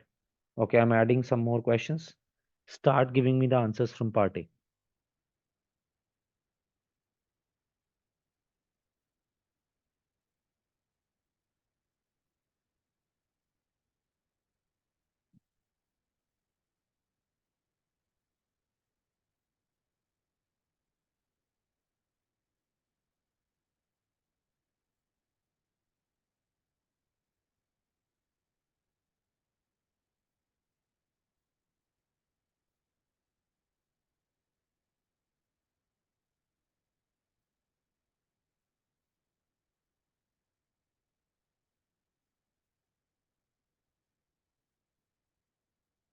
In this way, we can actually cover all of the algebra as well.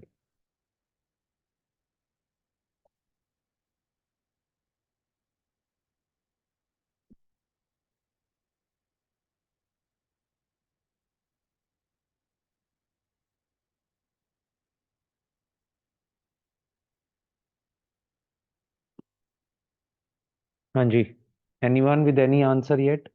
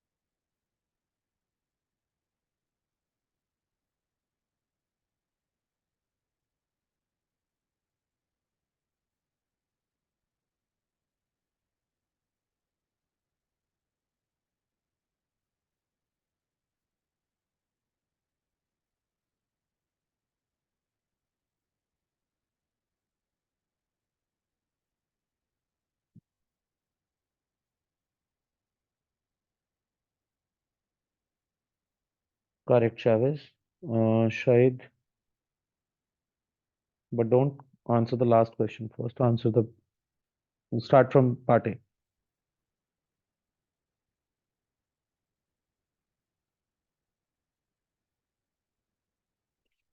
Hmm.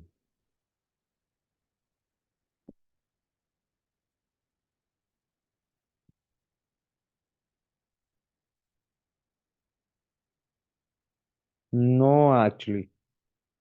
A is wrong.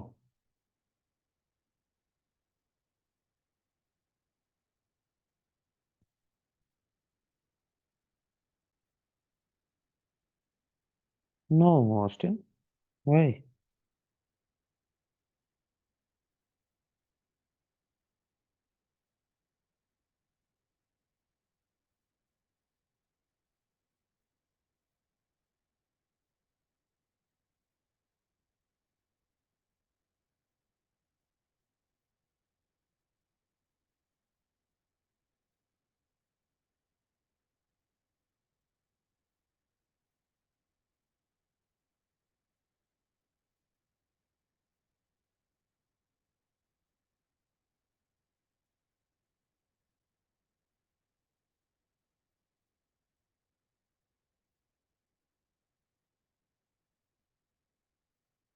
No.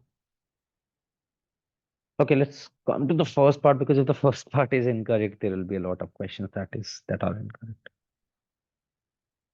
Okay, so we know probability of B given A, right? This is defined how? Probability of B intersection A.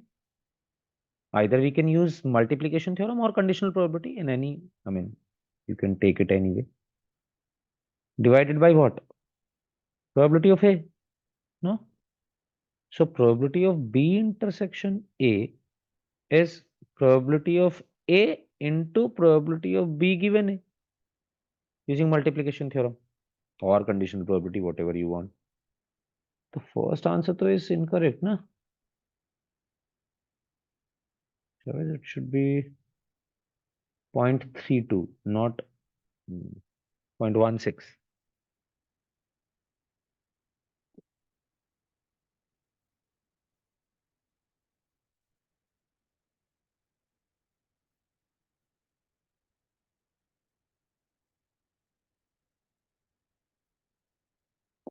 So probability of B intersection A will be 0.8 into 0.4, which is 0.32.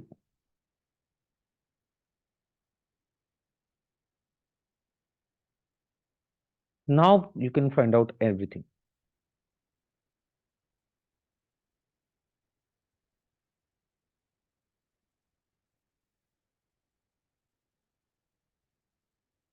right?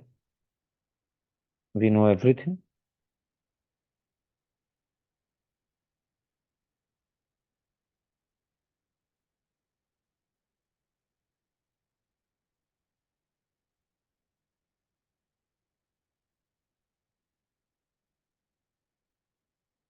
Now please find out the remaining parts. Did you understand this, everyone?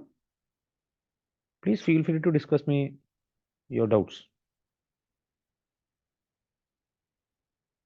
हाँ शायद second का correct था okay oh I didn't check that you have sent me for second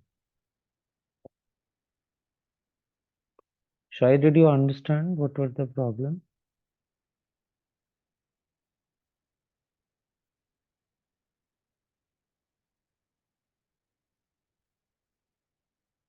now please find out everybody just check these two parts and now find out the remaining parts and to find out these h and I parts you need to use de Moivre's theorem.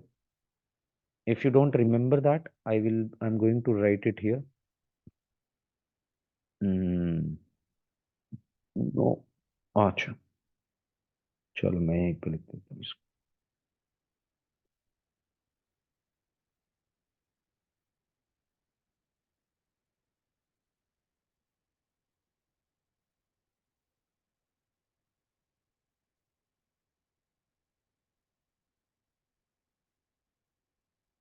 which is basically used to write this. How do we write this? We take this over the whole and change the sign of union to intersection and intersection to union, obviously. If you are writing this, then we will take it over whole and change the sign. This is true for vice versa. I mean, if this is given, you can write change it to this, or if this is given, you can change it to this. Right? depending on what do you know, what is given in the situation. Right? And this can be find out 1 minus probability of A intersection B. And similarly, this can be written as 1 minus probability of A union B. I mean, consider this A union B as C. So you just want to find out probability of C complement, which is what? 1 minus probability of C. So to find them out, use De Moivre's theorem.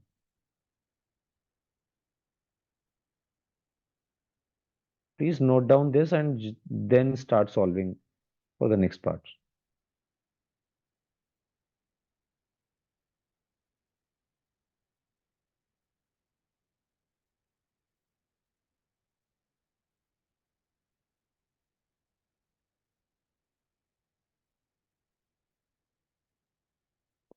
Please solve them. Write all the first you solve all of the parts and then write answers in one go. Okay. Don't just write one part, one part, one part. And give me 1 minute now. I mean, you guys have 1 minute. Solve, not 1, 2 minutes. Please solve all the parts.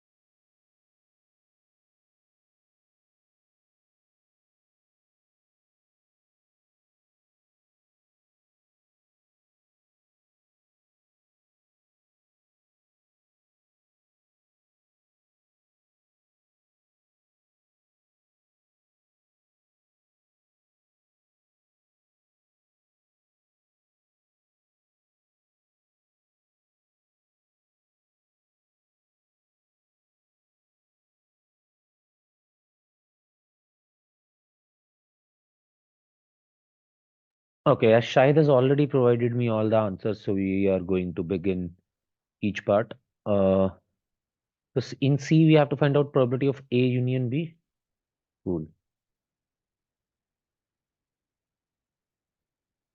Now we know how to write probability of A union B. That can be find out if we know these three things, and we know all of them, right?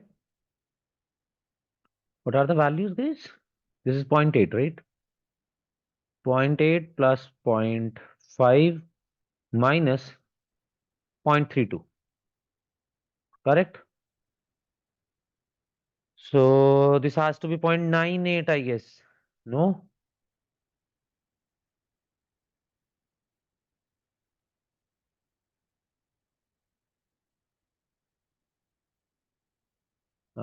Savage, I just told you, write all the answers, not just one. How will you compare one each every time?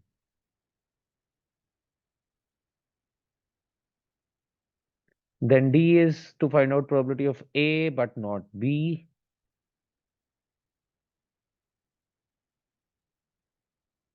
That can simply be written as probability of A minus probability of A intersection B. We know everything now. Probability of A is 0.8 minus this is 0.32. This is nothing but 0.48. Then E part must have been this, I guess, which is probability of B minus probability of A intersection B. Now probability of B is zero point 0.5 minus probability of A intersection B is 0.32. The answer is 0.18.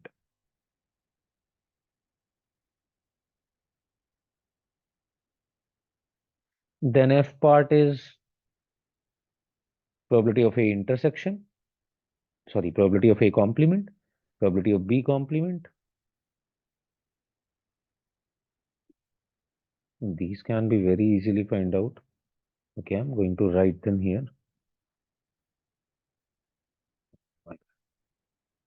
Sorry.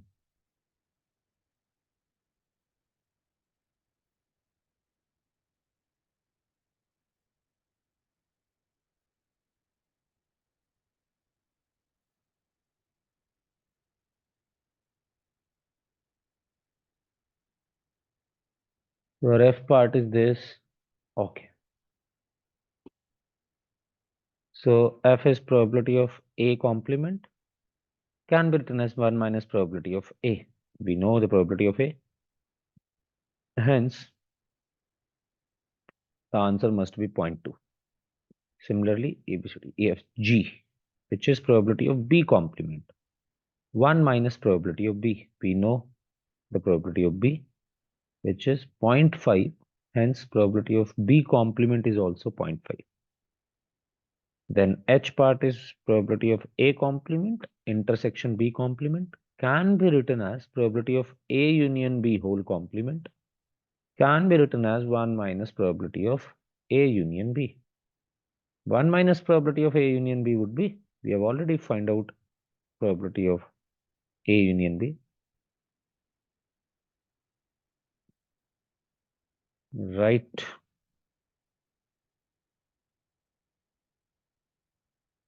And the answer would be 0.02.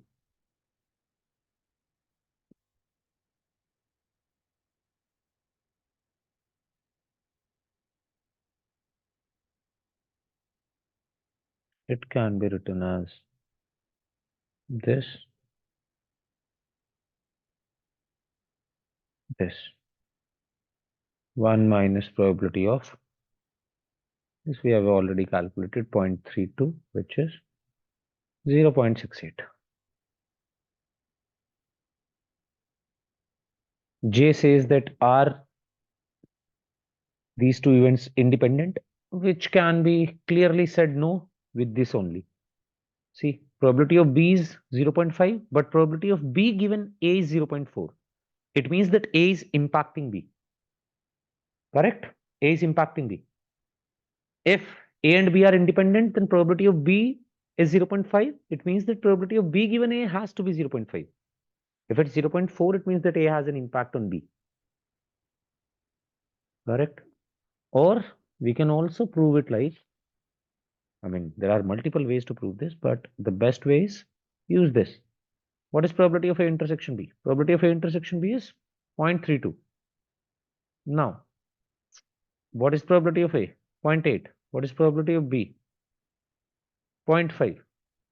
It means that probability of A into probability of B is equals to 0.8 into 0.5, which is what? 0.40, which is not equal to probability of A intersection B, because probability of A intersection B is 0.32. So if A and B are independent, then probability of A intersection B has to be equal to probability of A into probability of B. Multiplication of independent probabilities. It means A and B are dependent in this case.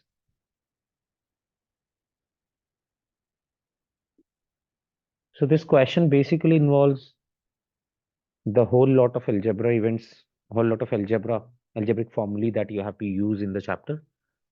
So it's a good practice for all these formulae, as well as your basic understanding of multiplication theorem, conditional probability, and independent events. Right. Now let's solve some word problems because these questions can be tricky.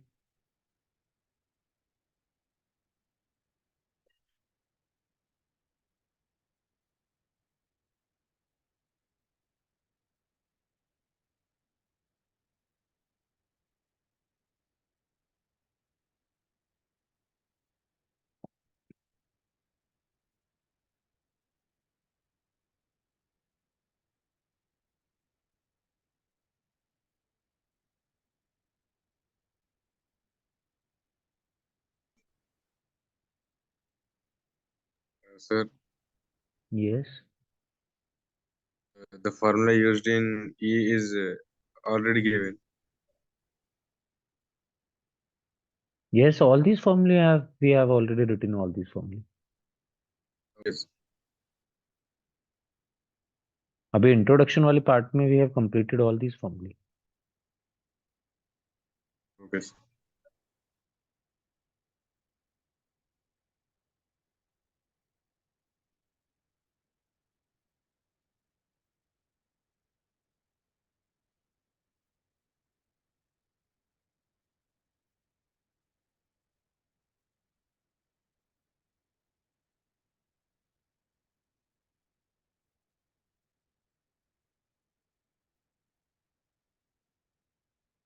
A coin is tossed 3 times.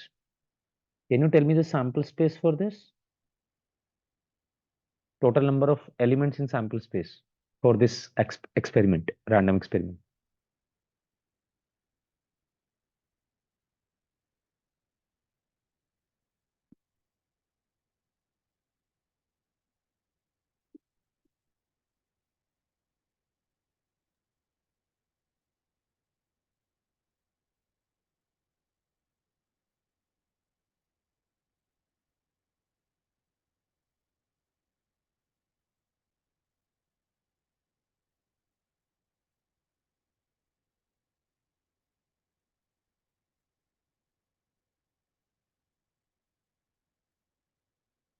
Please start solving these questions.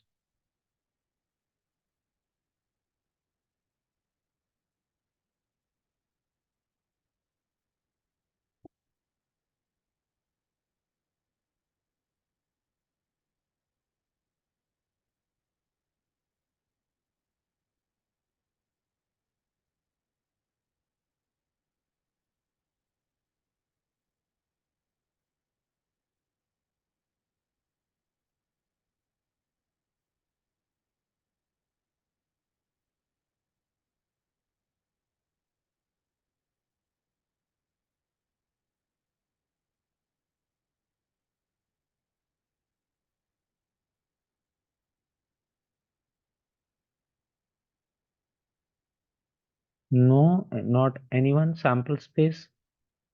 Coin is tossed 3 times. What are the sample spaces? Triple H All the coins show head. Triple T.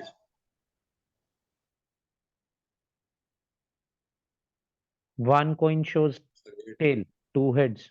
There are three possible outcomes. Either tail is in third, or tail is in second, or tail is in first. Then one head, two tail,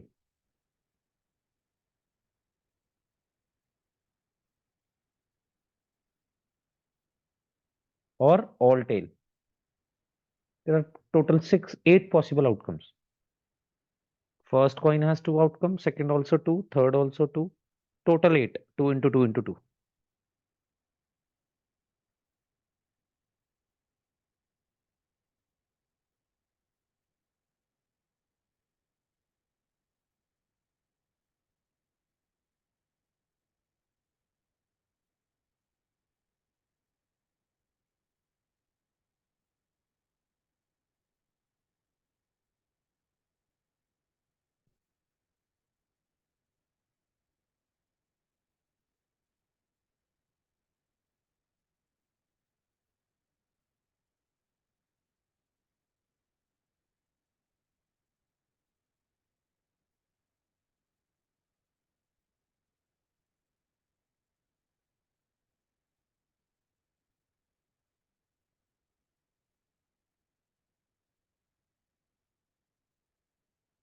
Hanji, E.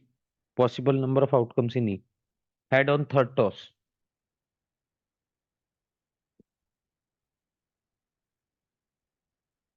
This one head on third toss. This one, this one, this one. Four total cases. 1/2.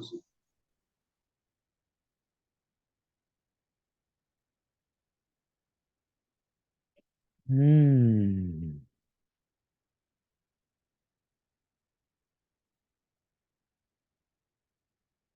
Hmm.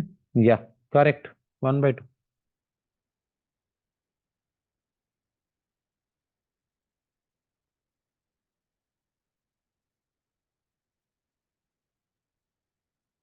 E is head on third toss. Then F is heads on first two tosses. Either triple H or HHT. No other. You can see that. So E intersection F can be written as H triple H only. If you see. Hence the probability of E given F is defined as probability of E given F, E intersection F divided by probability of F, or number of elements in E intersection F. If you remember, we have also written this, and number of elements in F. We know the number of elements in E intersection F. We know the number of elements in F, and the answer is 1/2. You can follow the similar steps for part B. At least two heads, at most two heads.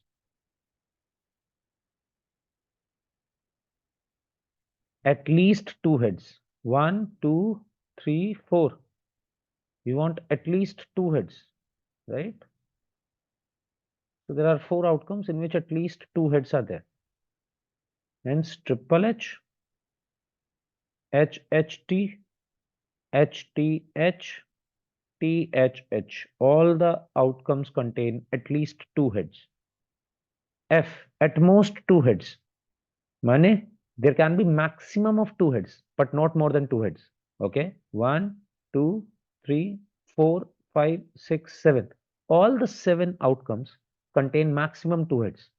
Only one outcome contains all three heads, right? Hence, this will be HHT, HTH, THH, then HTT, then THT, then TTH, and then triple tail, sorry.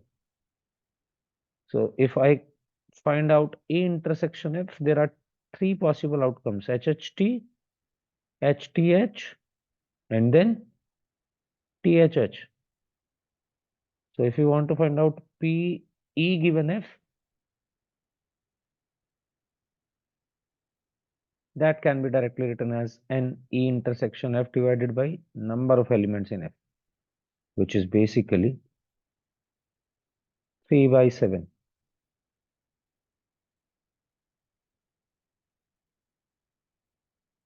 So this is how we can apply the concept of uh, conditional probability.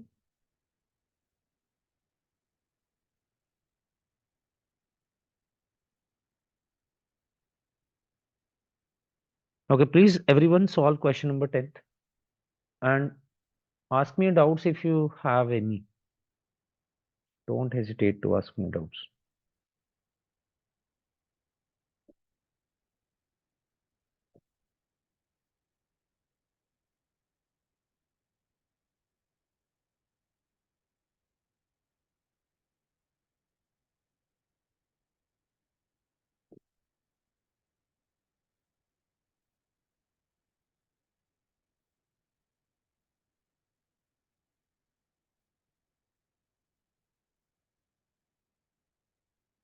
Find the conditional probability of obtaining a sum 9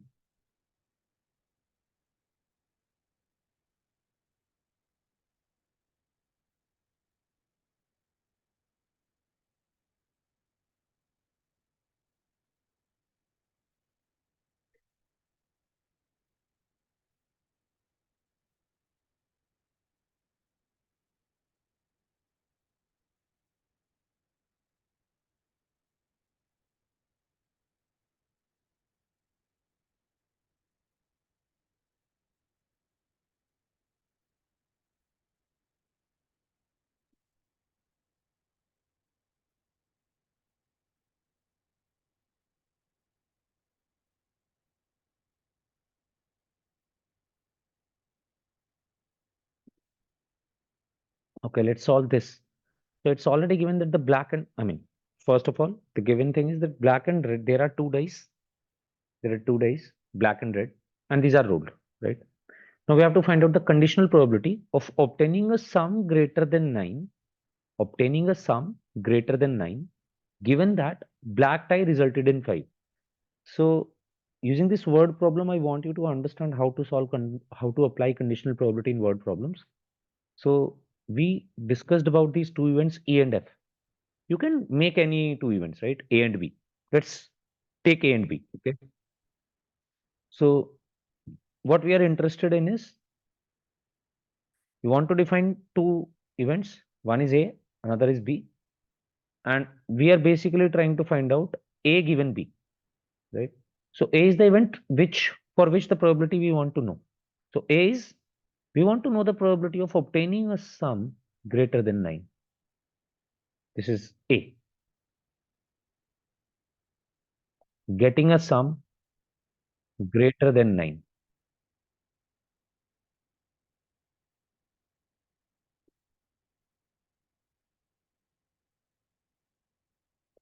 And then B will be the event that has already happened, given that black tie resulted in 5.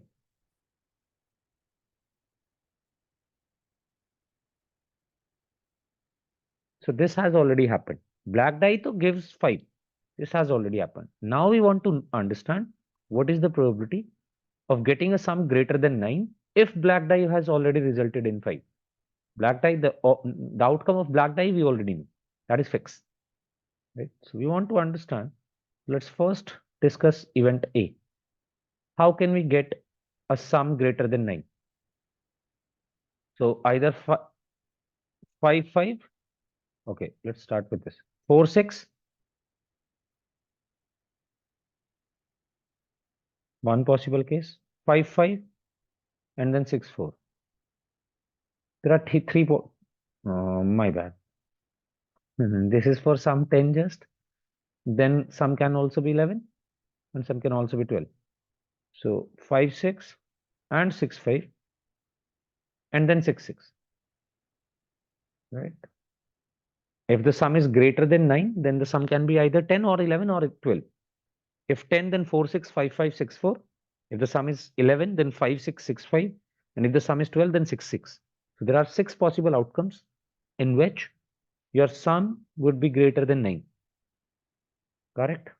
Then set B. Set B is black die gives 5. If black die is already fixed as 5, in that case, B can be defined as, uh, I mean, you just take one die as black and another is red. Let's say first is black and second is red. So in that case, 5, 1, 5, 2, 5, 3, 5, 5, 5, 6, right? Right. And yeah, just the last question. Now this will be the last question, guys. And so if the black die gives 5, right? Then 5, 1, 5, 2, 5, 3, 5, 5, 5, 6, up to 5, 6. Or the problem is the black die can be first or second, right? We don't know which die is black. I mean, we know that the what is the black die, but we don't know that whether the first one is black or the second one is black, right? So it can also be the case of 1 comma 5, 2 comma 5, 3 comma 5, 4 comma 5, 5 comma 5 we have already taken, and 6 comma 5. So there are 11 total cases. Now,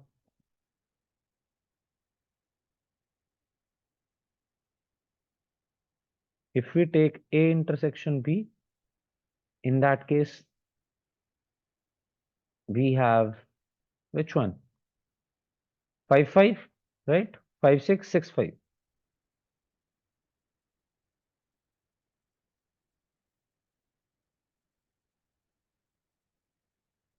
Correct? Hence, to understand probability of A given B, we want to understand the probability of getting a sum greater than 9 when black die already gives 5. So this should be number of elements in A intersection B divided by number of elements in B. So in that case, it should be 3 by 11. Just check the answer once. Can anybody check the answer and confirm that the answer is same?